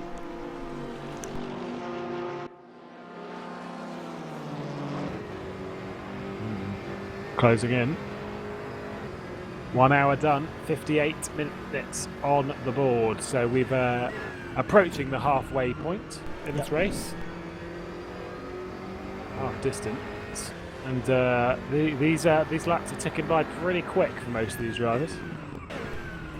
Just when is Brzezinski, Nikodem Wisniewski, Gogo Baldi, David when are all of those drivers going to decide to head their way down pit lane? If I was Brzezinski looking at the traffic ahead, I'd be thinking, yeah, I'm probably going to do it about now. It's a bit busy in front of him. Yeah, side-by-side action with the GT4s.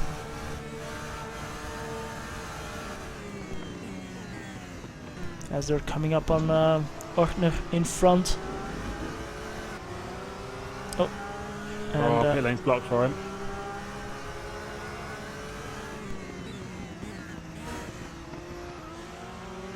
Well, it's pretty tight. Yeah, they're letting Brzezinski get past, but Caserta staying ahead, so trying to take advantage of the situation to put a bit of a gap between him and Reus behind.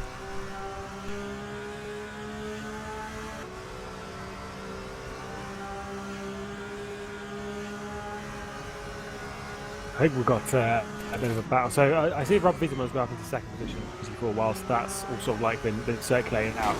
The battle between Georg Ortner, who's dropped off on the back massively of Mangano, but now back to the path of Pavel Mukanen. It's going to be a bit of a battle there, I believe. That's for sure. I think Georg Ortner's struggling to get this car back up to pace again after the pit stop. Yeah, Mangano and Ortner got into the pits already, and it's Omil, Wiesemüller, Alex, Gigi and Lopez not having pitted yet, so they still have to come in.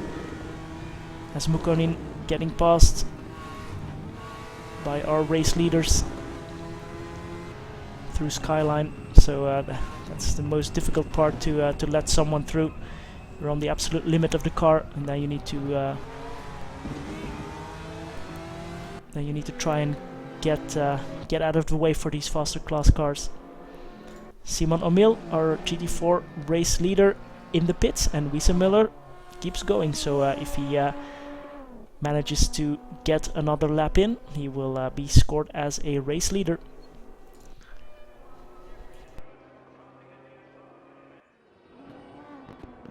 But not too much of a space to see Rob Wiesemüller at the front end of the field. It's just maybe in that car is a little bit odd. Of course, it's sort of all theoretical, isn't it? But still, Rob Wiesemüller, one of the I'd still rate Rob as one of the.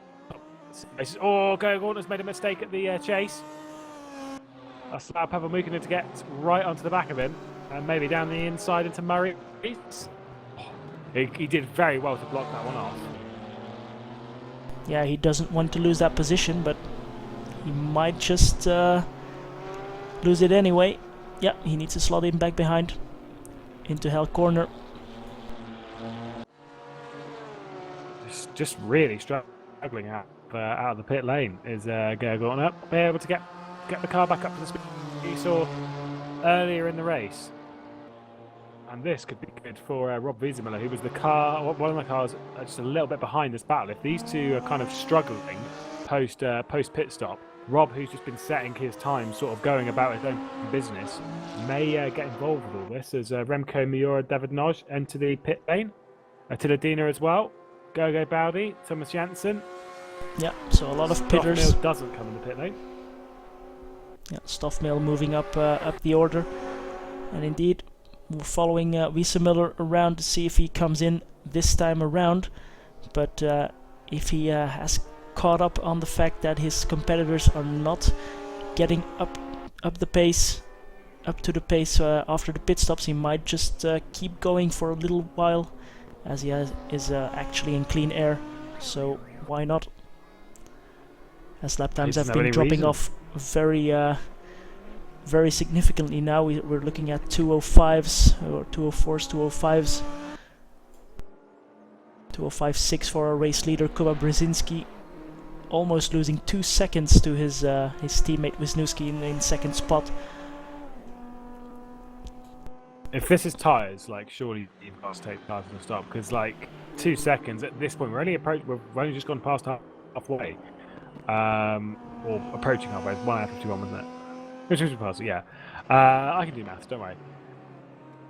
Surely you're going to want to pit and change tyres though, because if you're doing this at the halfway point, you're on low fuel at the moment. The moment you refill that tank on worn tyres, that's going to hurt.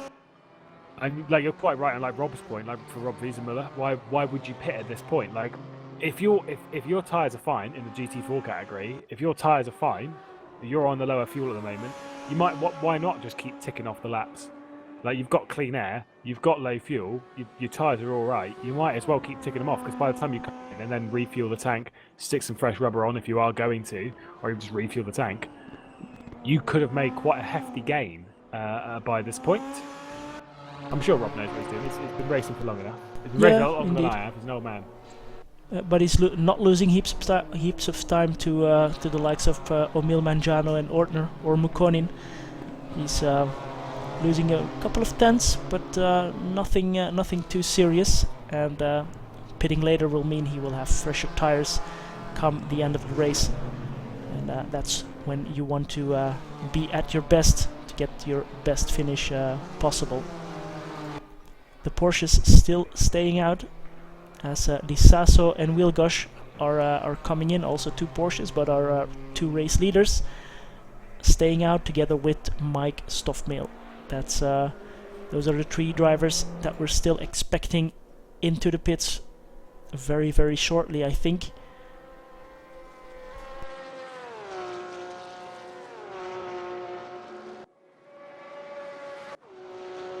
As they're finishing another lap of the Mount Panorama circuit.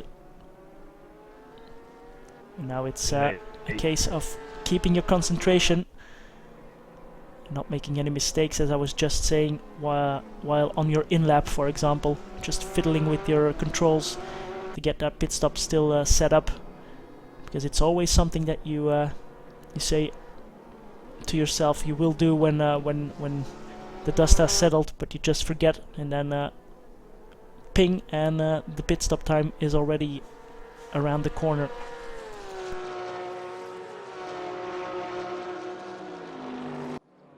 Yeah, you just got to keep focused. Like the amount of times that I've had it in a race where you've been like you said, you're driving around, you kind of think, I'll leave it for a bit until I'm close to my stop, and I'll start fiddling about with what I'm sticking in the tank and what I'm doing with this and what I'm doing with that. And then by the time you kind of, I'm pitting next lap, am I? Let me just make sure that everything's right for the pit stop. Thankfully, around Bathurst, you actually have time to do it. Yeah. Obviously, if you throw it across the top of the mountain, but on the Comrade Straight and on Mountain Straight, you do actually have a decent amount of time. Yeah, you do. It's just about timing it well. Remco Mior, by the way, on the back end of Vilgosh. This is down in its 7th position. In class at present. So these two could be battling it out fairly soon. Yeah, Stoffmehl into the pit lane, like I said. Yep. And the 2 Williams Esports drivers staying out. So a bit of a replica of the real race, where the Porsches could go quite a bit longer on one stint, as Wilgosh and Major get past our GT4 race leader Robert Wiesenmuller. Really dive into the pits. But right now, nope, stays out for another lap. Going as deep as you possibly can. To be fair, it's kind of a good thing. If you're, say for example, if you're Simon Emil, you might know that Rob Wiesenmuller is ahead of you, and you're kind of thinking, where, how, why, what's he doing, how's he staying out, what's going on? Yeah, and it kind of like plays tricks in your mind. That's all you're thinking about.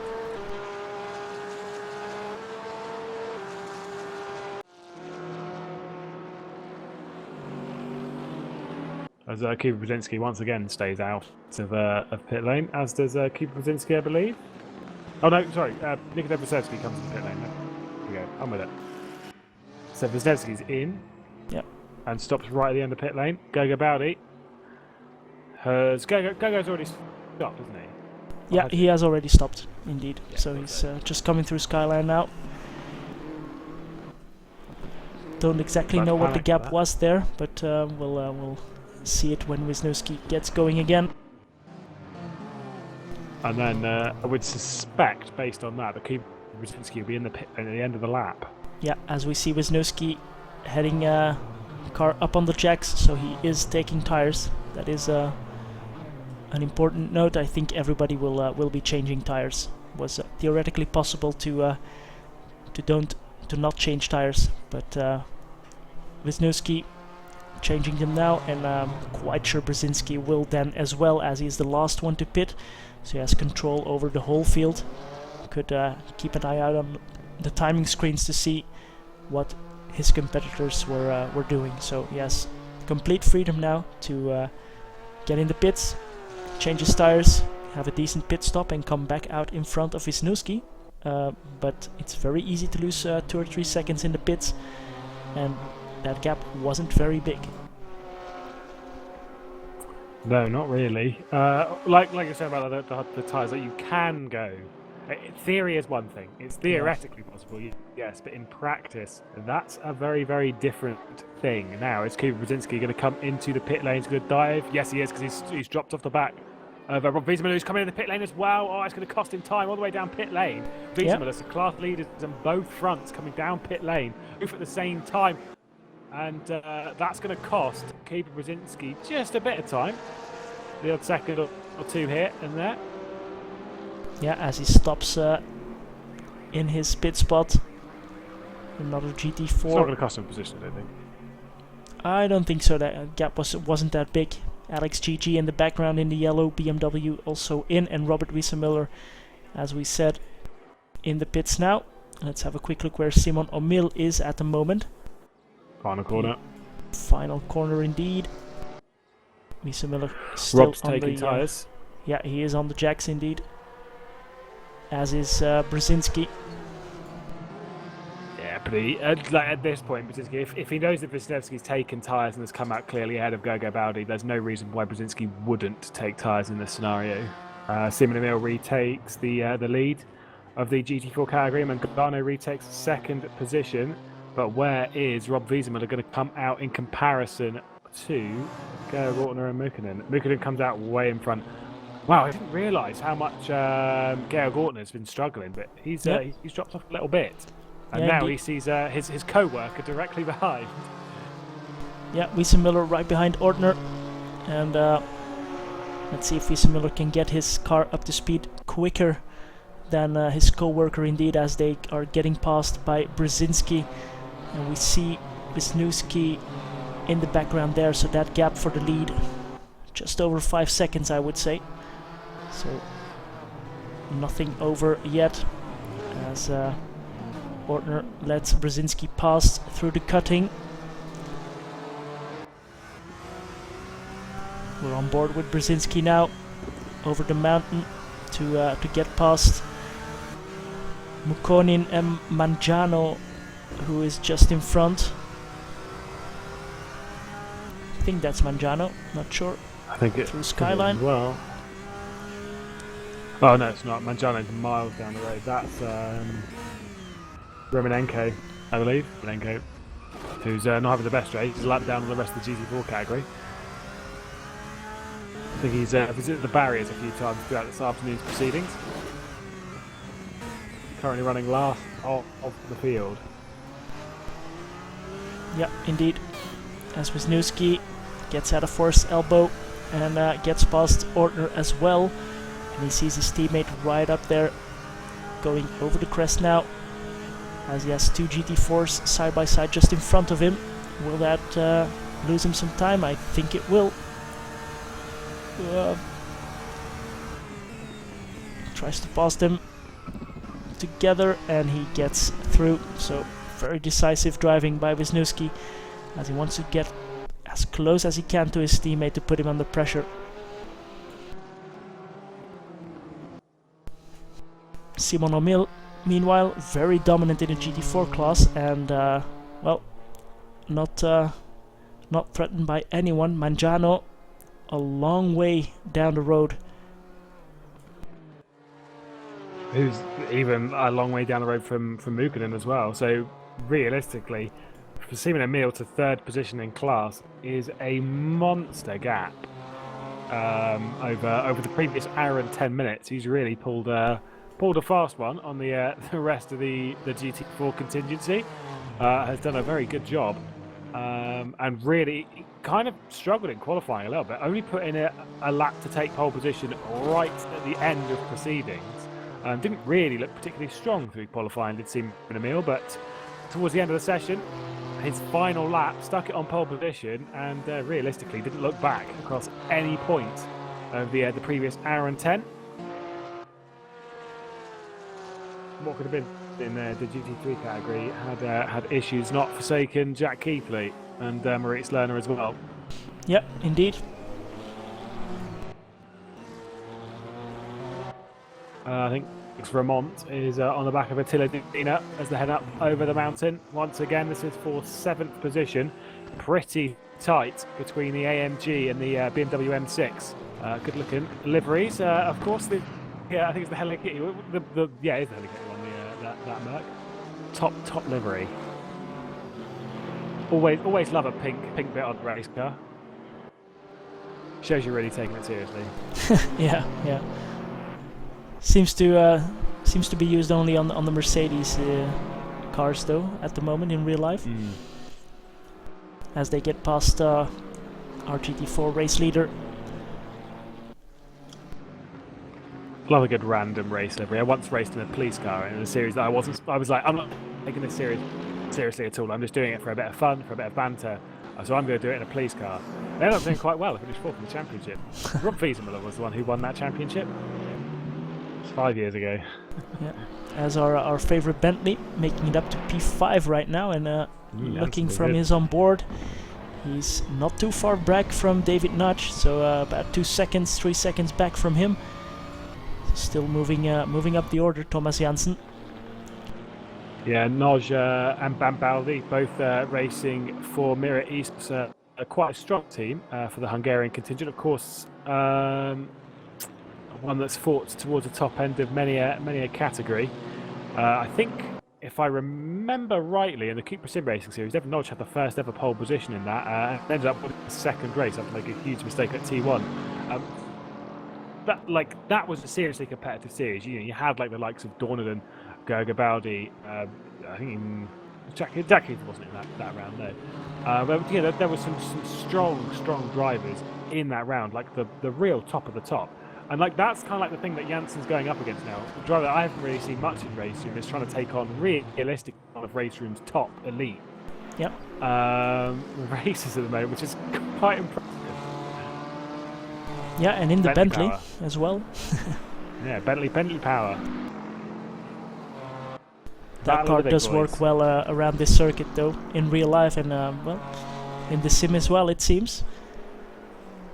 Or just magic hands by Thomas Janssen at the moment, but a 204 flat for him on the last lap, a 203.9 for David Nudge, who is just in front, and our race leaders doing 202.4 for Wisniewski, 202.8 for Brzezinski, so 4/10 of that lead gap for Wisniewski.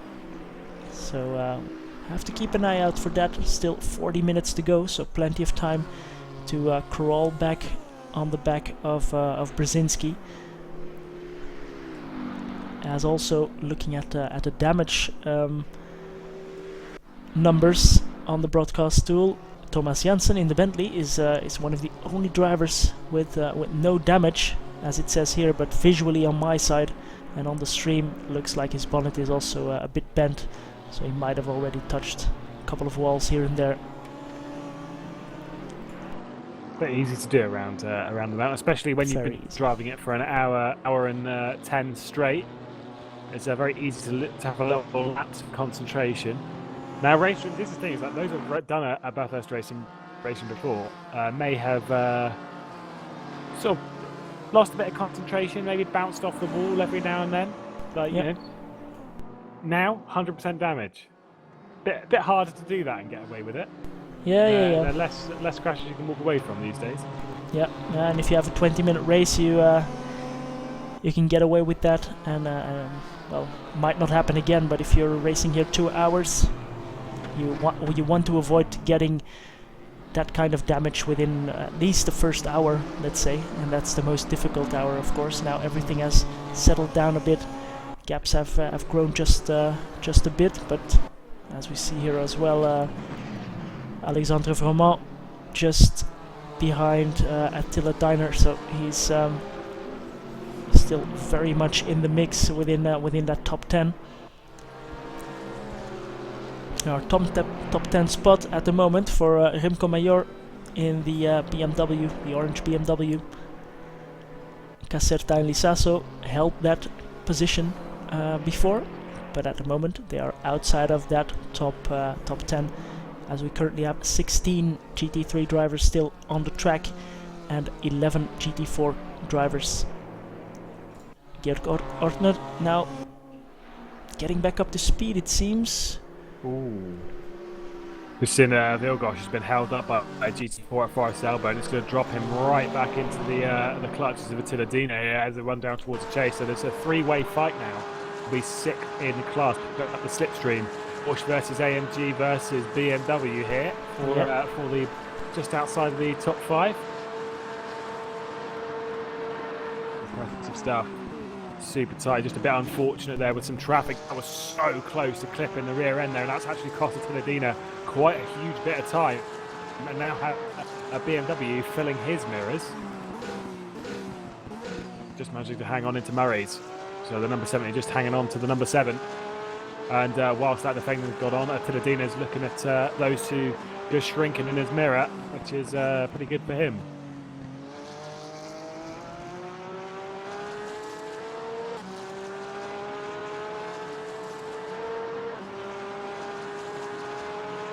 Well, looking at a bit of an issue, remember, just an issue on the game's part, not actually one with him. Just hanging on to Georg Ortner, who is getting back into this one just a little bit. I believe this is third in class, so this is for the podium. Mukinen just hanging on to Georg Ortner, and not far in the background, just peeks around every now and then. Rob Wiesenmuller in the Cyan Lotus.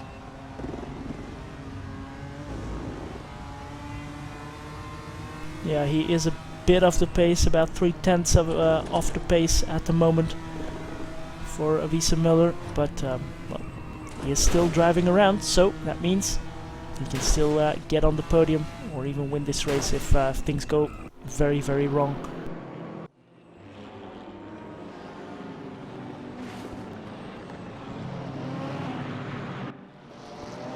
Let's have a look what the gap at the front looks like as Brzezinski gets on Mountain Straight, and well, Wisniewski is still within the shot, so about 5 seconds I would say between those two. Yeah, these two have been teammates for a very, very long time. I had the pleasure of racing against them in a championship about 4.5 years ago. They were teammates in that and have been teammates for a very long time even prior to that, and despite moving across 2 or 3 teams over the last few years, they've always sort of been teammates, always stick together to the two pairs. Very, very nice guys as well in real life. These two do get along very well, and I think their driving styles just really, really suit.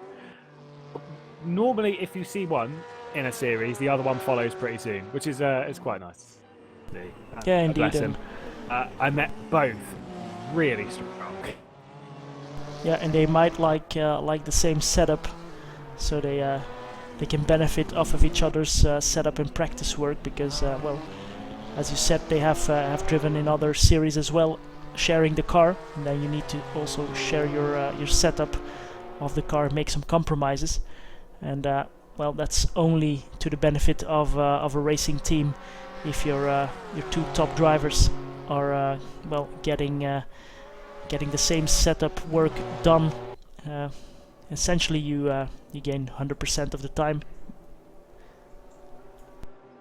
Well, you kind of have those like little mini competitions in practice. If you have a driver that's quite close to you in driving style and in speed, you kind of like when you're driving, oh, he's gone a tenth quicker than me. Okay, that kind of gives motivation to find out a little bit more in the car.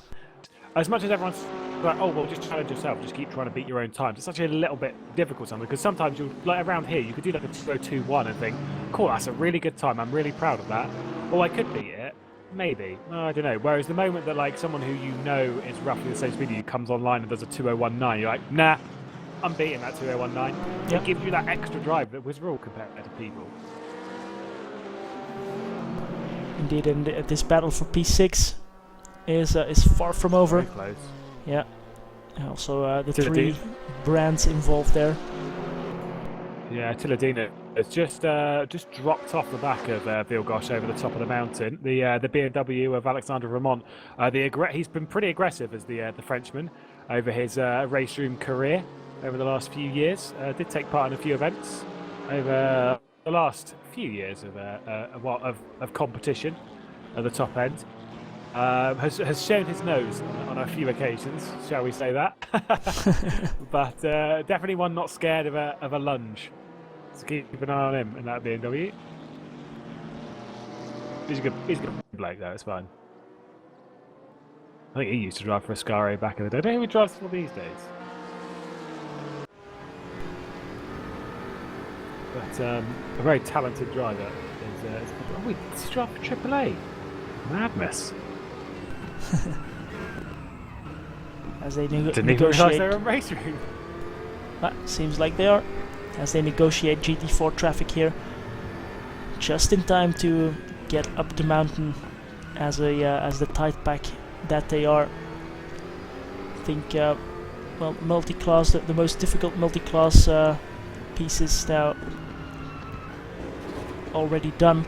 Everybody getting to know each other on the track. I think that's an important part of multi-class racing. You get to know the liveries, and you get to know the drivers that you need to watch out for, and you get to know the drivers that you start to trust and know where they will pass you. I always had that in the back of my mind, like, oh damn, there's that purple Mercedes again. He's gonna dive at my inside, so I better leave room.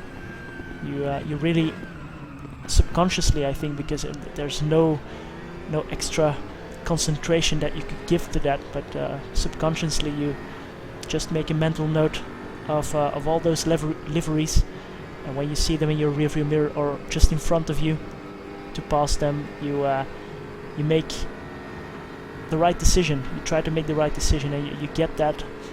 Yeah, after about an hour and a half, you have passed these guys 3 to 4 times, and you know what to do when you come up on them on Conrad Strait, for example, but also when going over the mountain. You know, okay, this guy I can attack, I can trust him to leave some room, or no, this guy I need to stay behind him and wait for the straight to get past. That's the beauty of multi-class racing. Yeah, it's a bit easier to do that like over a championship where you kind of have a few rounds to get used to everyone. Like after round 1, you kind of like know who you're looking out for and stuff like that. Whereas in a single race, like you say, you kind of have to, particularly that first time they come through, you'll pick up on the cars that are a bit nasty to you. Yeah. The cars that are a bit nicer to you. You just, like you say, I think it's a subconscious thing. But the better drivers like really do like take notes of it, kind of like really pay attention to the minor details, and like they pick up on whether it was say for example, like whether it was just a mistake, they dived down the inside, like it was kind of an accident as to whether they did that or not, or whether it was like an intentional move, so that they know whether to expect it again. And that, like, I've noticed between this battle between the AMG and the Porsche, the M6 has just dropped off the back of this a little bit of Alexander Vermont. But Vilgosh is so good when we naturally being the Porsche.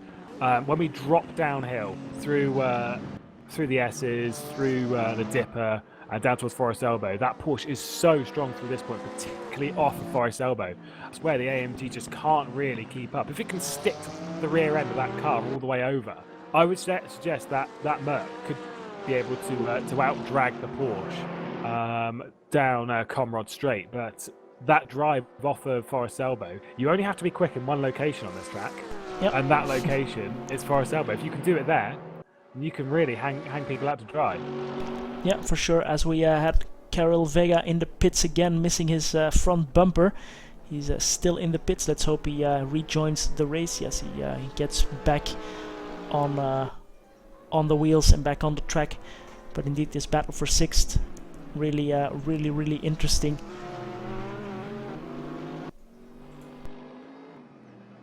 Simon O'Mill was just passed by this little battle there, and kept out of trouble once again.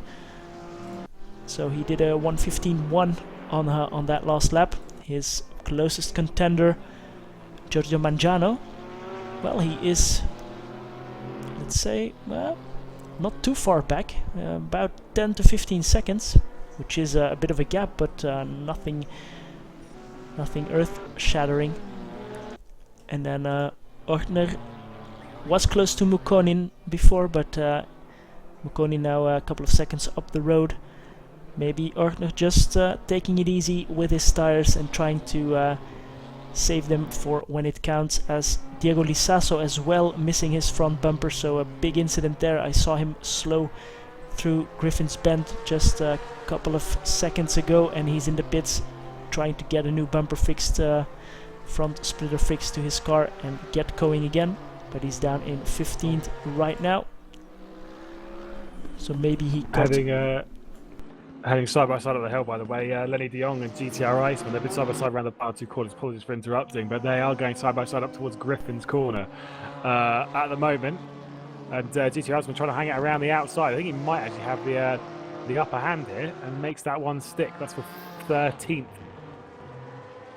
Pretty handy move, that. And a great black livery, actually. Yeah, and gets past Lenny de Jong for 13th position. And what everybody expected, Porsche top 10, we couldn't be farther from the truth. Okay, top 2 is for Porsche, but then we have BMWs, Bentleys, Mercedes, BMWs, Audis even in the top 10, with Mike Stoffmail doing a great job in P9 in the Audi. Yeah, there's only 3 Porsches in the top 10. There's as many BMWs. Indeed. In fact, there's actually more BMWs now. I told you I can do that.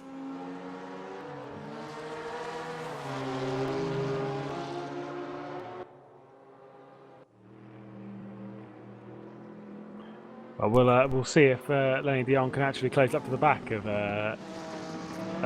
GTR Iceman again, because they were pretty close. Closing up once again. They showed some pretty decent racing just a few moments ago. Unfortunately, we didn't quite catch it on the broadcast round Murray's and into Hell Corner. We'll see if they can do some more. Well, there is more to come, that's for sure. Lenny de Jong closing back up.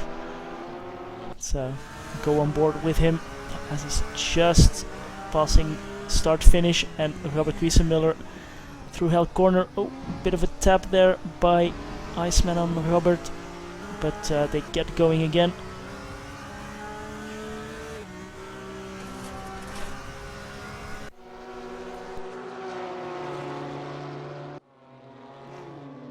Yeah, just negotiating traffic once again. Yeah, but Iceman now once again behind Lenny de Jong, so he got past after a bit of action there through turn 1 with Robert Wiesenmüller. Lenny de Jong, the Italian with the Dutch name, not impressed, and getting back his 13th position as our race leaders are coming through. Wisniewski through on the inside as our battle for P6 is still raging on.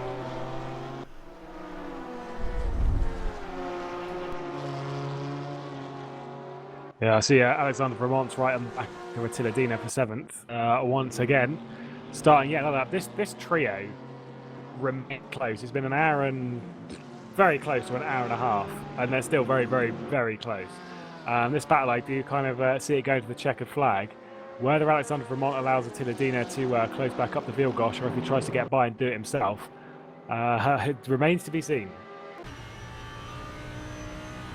Yeah, indeed, and Mike Stoffmail, Remco Major, the 2 Dutchmen, they are a bit behind, but they are still seeing these the top 6 there in front of them on the long straights. So if these guys keep battling it out like they are at the moment, we might still see a 5-way battle for P6 at some point. As I'm just having a quick look at our top 5 Bentley. He's a bit on his own now, coming down the hill, coming down the mountain. So David Nudge, just that bit quicker, and up the road. So a stable 5th position for Thomas Janssen at the moment. And just having a look, Michel Kasperink, we haven't focused on him yet. He just got no, he's right behind Robert Wiesemüller, within 1 second actually. So he's trotting around Bathurst with his fellow drivers, and he's in 6th in class at the moment as Alexander Vermont side by side. Tiledina dropped that position. Alexander Vermont able to get that move done, and that is him now up to 7th position. Very nice, yeah, very easy onto on the brakes, nicely around the outside of the chase, and now he sets his sight on Vilgosh just further down the road. Will he be able to close that one down? Remains to be seen. The Audi. Oh no, it was lag. It wasn't. Yeah, I got the same. That was a genuine thing. That's fine. Okay, so now he can really set his sights forward, though, as long as he can stay ahead of the AMG on the Conrad Straight. That's not going to be an easy thing to do. I had the luck of driving an AMG at a Nordschleifer event, and you just keep anything behind in a straight line. You just put the throttle down, it's fine, it's done. You sometimes see an Audi in the background, though, and that is Stoffmill directly behind, so there's not a bigger gap between the two. No, they have lost a bit of time looking at last lap times. Stoffmill with a 203.7, and the guys in front doing 204s, even 205s. So Stoffmill really benefiting from these two guys battling, and Wilgosh, I think, very happy he got out in front of this pack, and now has a bit of a gap to take it a bit easier maybe, because in the heat of the battle you do take more out of your tires. You do brake just that little bit later, just try and stay close. So and I think most of the drivers pitted around the 1 hour mark, so they should be fine on tires for the end of the race, but we'll have to see.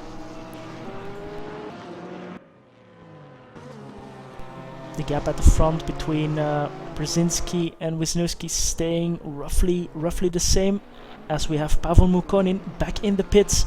So I'm not sure on strategy for the GT4s, but might be the case that they are having to do a 2-stop strategy. Not sure. Based on the distance that everyone got earlier in the race, I find that very unlikely. I feel that's probably more of a mistake on McKernan's part. Yeah, his car is looking a little bit bent, but nothing too serious from my perspective, as we unfortunately lost GTR Iceman. He's out of this race in the pits, so that's he was battling with Lenny de Jong, so Lenny de Jong keeps 13th position and has to set his sights in front of him to Marcus Reus. Kasperink's closing in once again on the back of Rob Wiesmann. I think it's latest lap times, the latest set coming in, could be putting the German under threat. Of course, this is for the bottom end of the top 4, 4th and 5th in GT4. Rob Wiesenmüller at the moment just ahead of Kasperink, so pretty tight battling. It's just closing into just under a second now as some GT3 traffic gets by. I think that one was Vermont just getting by. Oh no, it wasn't. Yeah. No, it wasn't. No. It was Gerger Bowdy. Same car. Yeah, so that three-way battle between Wilgosh, Vermont and Dinner are they are closing up as well on Wiesenmüller. They will be coming through shortly.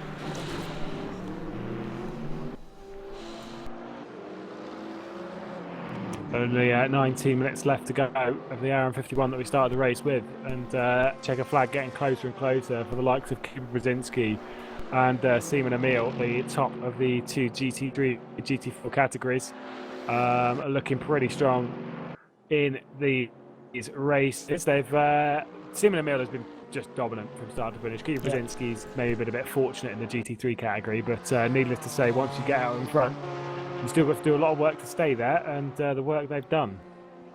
It's now about half a second, by the way, between Casper Brink and Wiesenmuller. That's our closest battle on circuit, realistically, at the moment. Tiladina's right on the back of Vermont still, so not been able to break that one.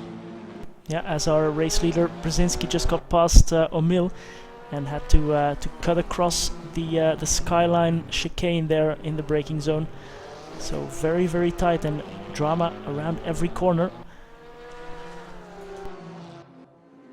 Tiladiner indeed taking advantage of that grunt of the Mercedes, and at this rate I'm pretty sure Mike Stoffmail is going to get into the mix here for P7 and P8. He's right there. Remco Mior. Yeah, he's right there as well. Yeah, Remco Mior's like very, very close to the back of Stoffmail as well. So if Stoffmail's closing, Remco Mior as well. Yeah, indeed, and our race leader Brzezinski, well, setting the reference, still doing a 202.5 flat on the previous lap, now a 203.7, and his teammate does a 202.5 flat. So trading fastest sector times, fastest lap times here, the two teammates.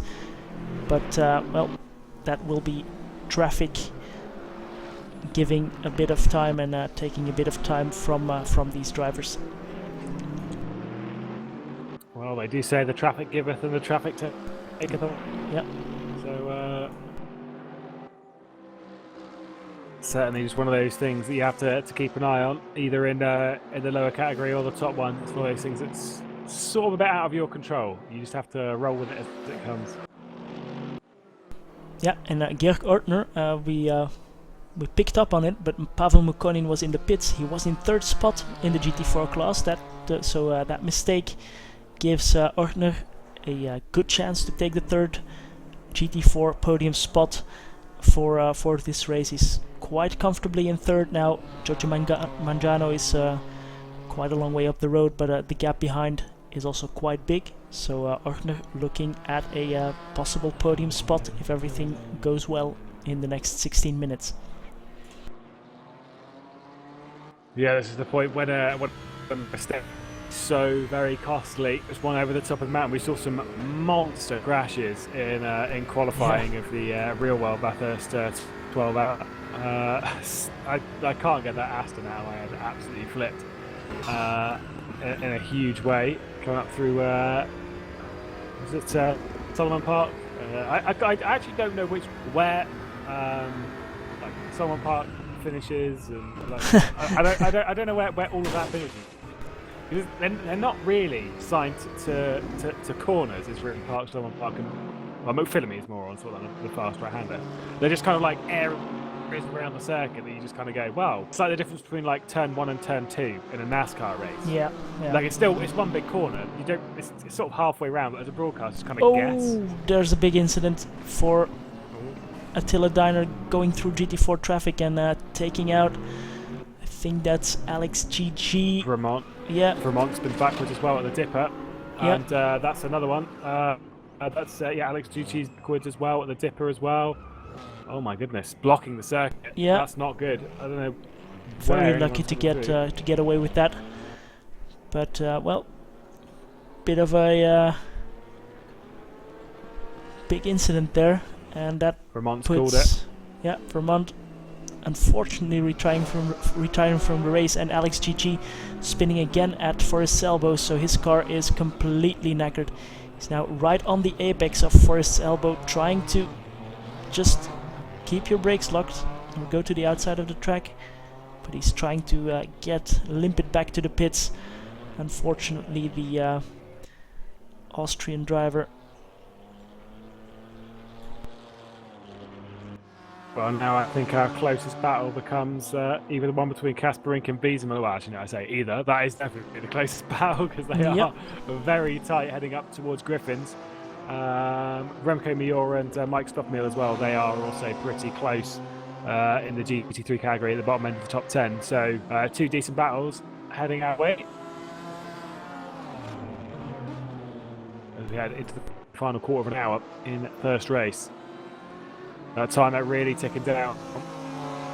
We're now under the distance of qualifying remaining, so these drivers can really see the light at the end of the tunnel. Yeah, it's now the time to, well, money time as they say, time to make up those spots, but also the time it's easiest to make mistakes as we just saw, and that could ruin your whole race. We think, it's now Wilgosz, Attila Diner and Stoffmeal. Remco Major is also there, but we have lost Alexandre Vroman due to that incident. I think this is one of the first drivers that we've lost through actual crash. Yeah, we've not seen many go that way. No, this has been a very, very clean race, I must say. Very well behaved from all of the drivers. Lap 1 was very clean, and then we got a good race. Unfortunately, some dropouts, and now our first big incident, if I'm not mistaken. And well, it's always possible to do that as Kasparink turns around Karel Vega coming out of the chase, but he recovers quite quickly and gets back on the track. So lap traffic now starting to play a role, everybody getting a bit tired. I would be too after 1 hour and 40 minutes, but everybody just needs to try and take it to the end.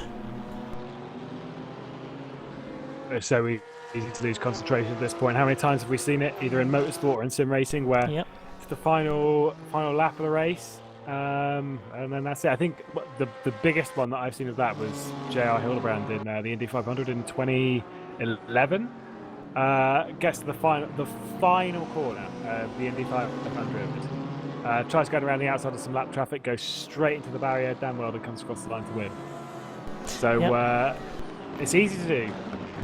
Yeah, very, very easy. And well, as we already said, this track doesn't give you any second chances, unfortunately. Yeah, when it bites hard. By the way, battle for 8th position, Stoffmeal just getting by Rob Wiesemuller in the GT4 traffic. Remco Major directly behind now. That gap has completely eradicated. Yep.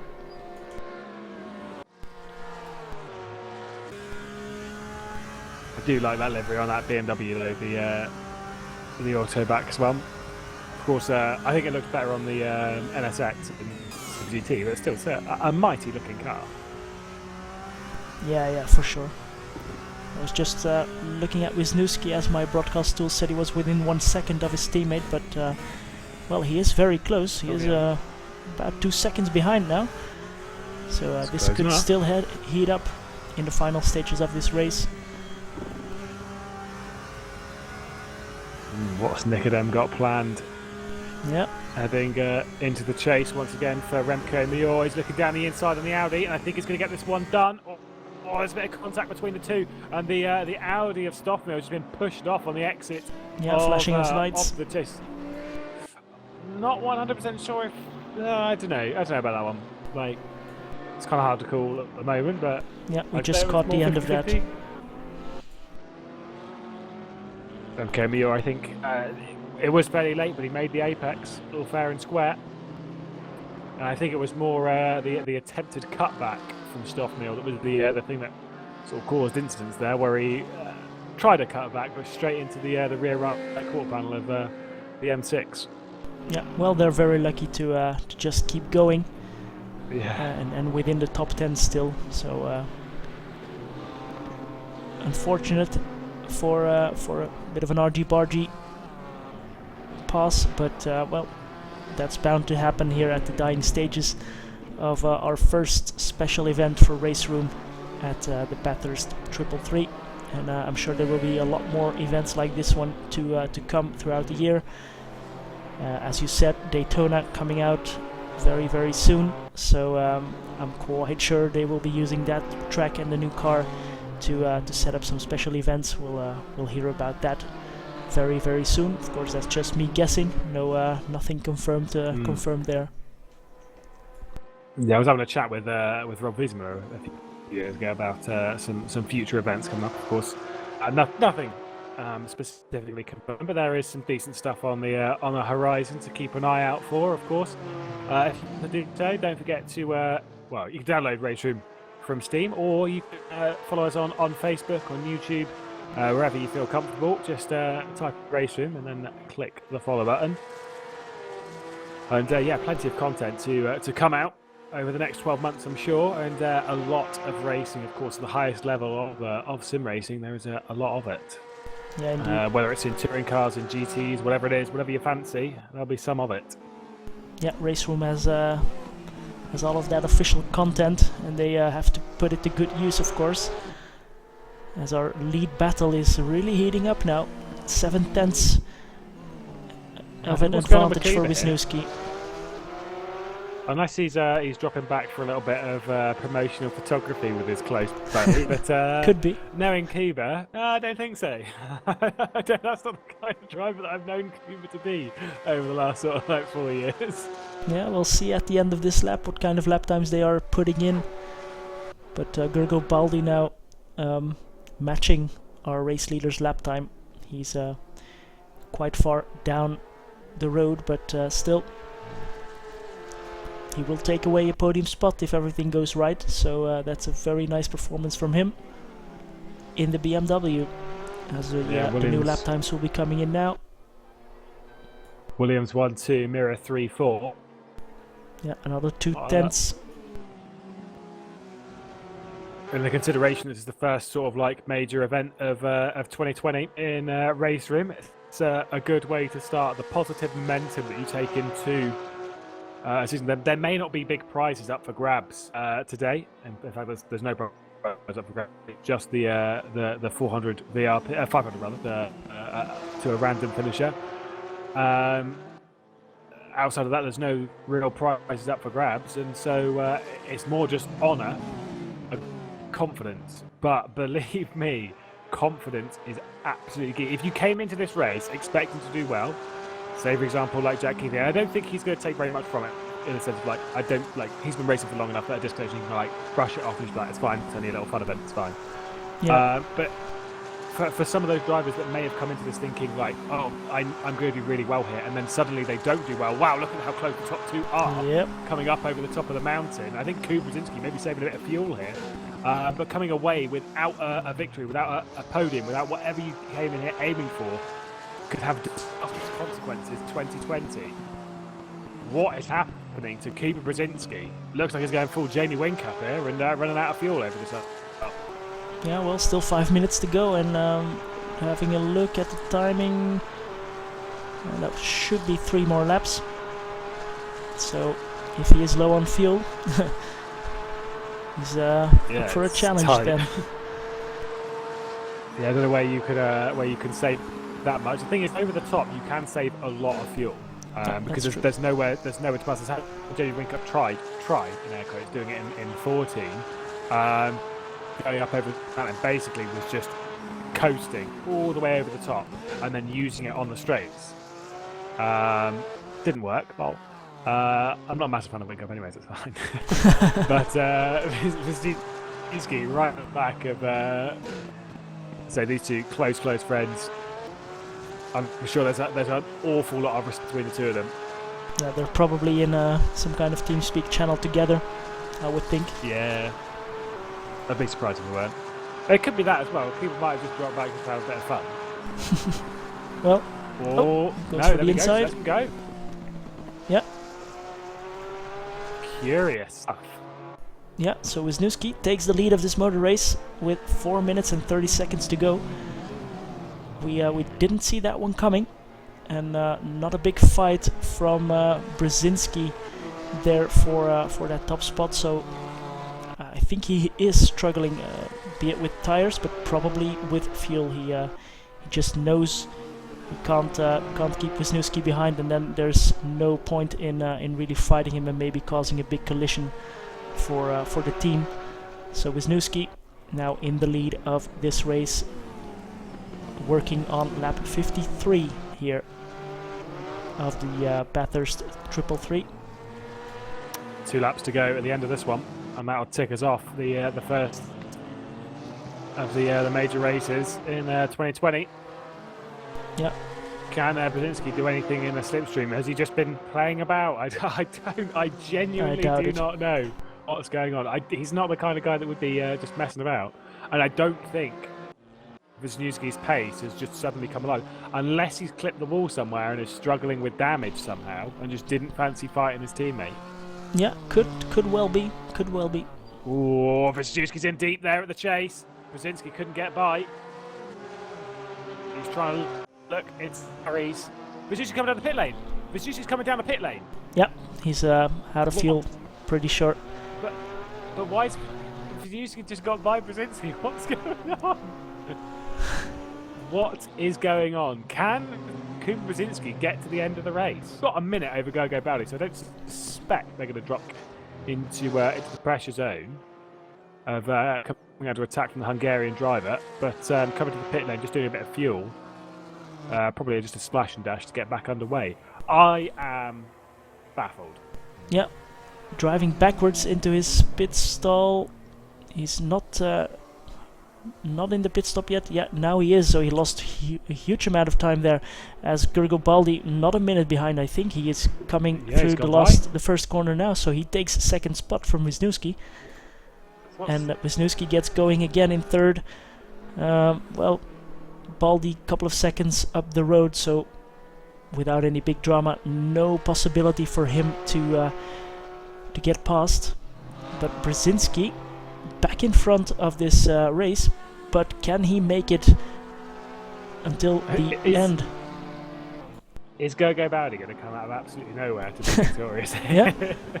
Well, they were very close. So if Brzezinski needs to pit, I think well, he might still come out on top, because Wisniewski's pit was far from ideal. He didn't stop in his pit stall correctly, so he lost quite a couple of seconds there, as Brzezinski is getting past Robert Wiesenmüller. I don't think he will be coming in the pits now, but well, I'm never sure. We're about to find out. Yep. What a way to start 2020, being completely lost as to what to do. Coming through the chase, this will be the second to last time he sees these apexes. And is he going to stick left and come down pit lane? You would suspect not. No, he's not. No, he's going. What happened? What? unless Brzezinski was saving fuel the entire time, and Wisniewski he could well be. And then Wisniewski, I don't know. And Brzezinski, how do you call it? Letting off the throttle very, very early, coming into these turns, so he is fuel saving as well.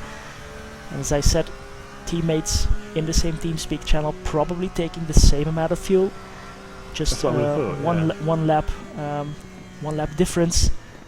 But here Brzezinski very, very slow through Griffin's Bend. We're following him around on board. He is almost not able to pass the GT4, so he is losing quite a lot of time. But Gergo Baldi is still coming up Mountain Straight, so he has quite a bit of time to play with, but he needs to cross that finish line. There's no point in pitting now. He needs to get across that finish line one way or another. Yeah, he only really just managed to get past Gail Gortner there into the car. He is very much coasting across the top end. He's lifted massively before Skyline. He won't use any throttle, and he'll use nature's most powerful form of motoring, gravity, to power his way down the mountain. Just listen to that. Through Forest No Elbow. power until he got it. Yeah, absolutely no power until he got Forest Elbow. He's lost a lot of time to Gogo Baldi. This is going to be tight. Yep, very How tight. long? Shame we can't see that dial, but it's probably below 0 already. Yeah. There we go. Again, Listen, he's already lifted. that's how Whoa, on the edge okay. these strategies were. That's, This is tense. Only a few quarters to go though.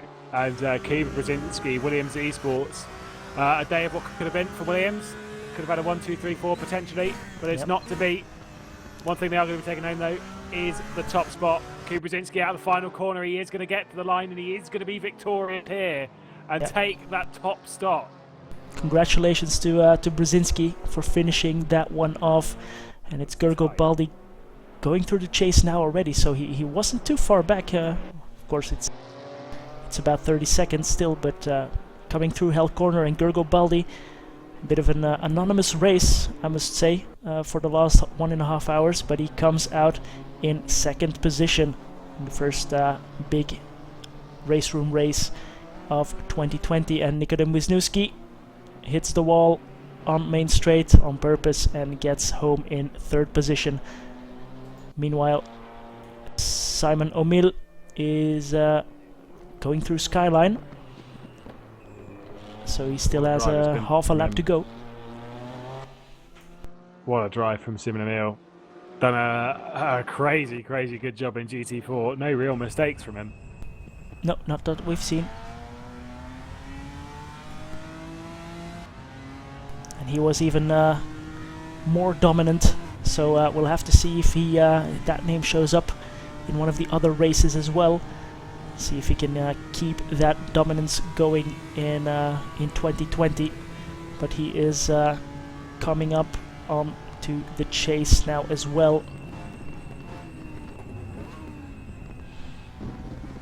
Through the chase, and the Spanish driver with one corner to go. He will take the win here at the Bathurst 333. And across the line for Simon O'Mill from Churi Esports. Many congratulations to him as well. Giorgio Mangiano across the line now as well, so that gap wasn't big either.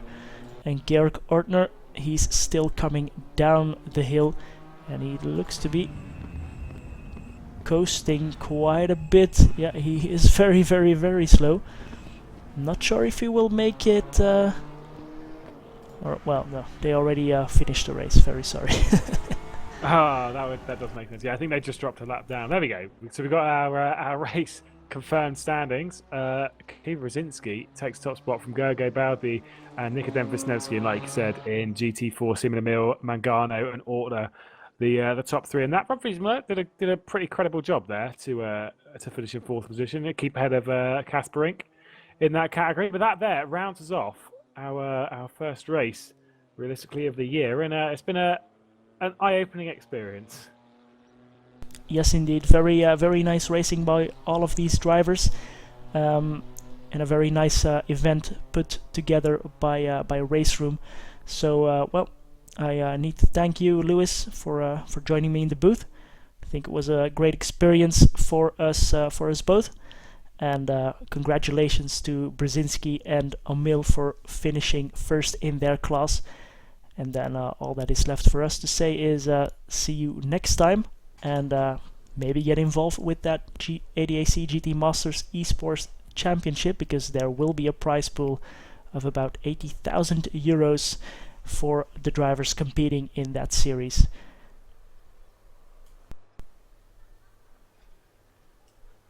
Yeah, I also just want to say thank you from me as well. It's been a pleasure doing Bathurst with you. It's been a good race, that's for sure, and hopefully we can see you in some future events across 2020.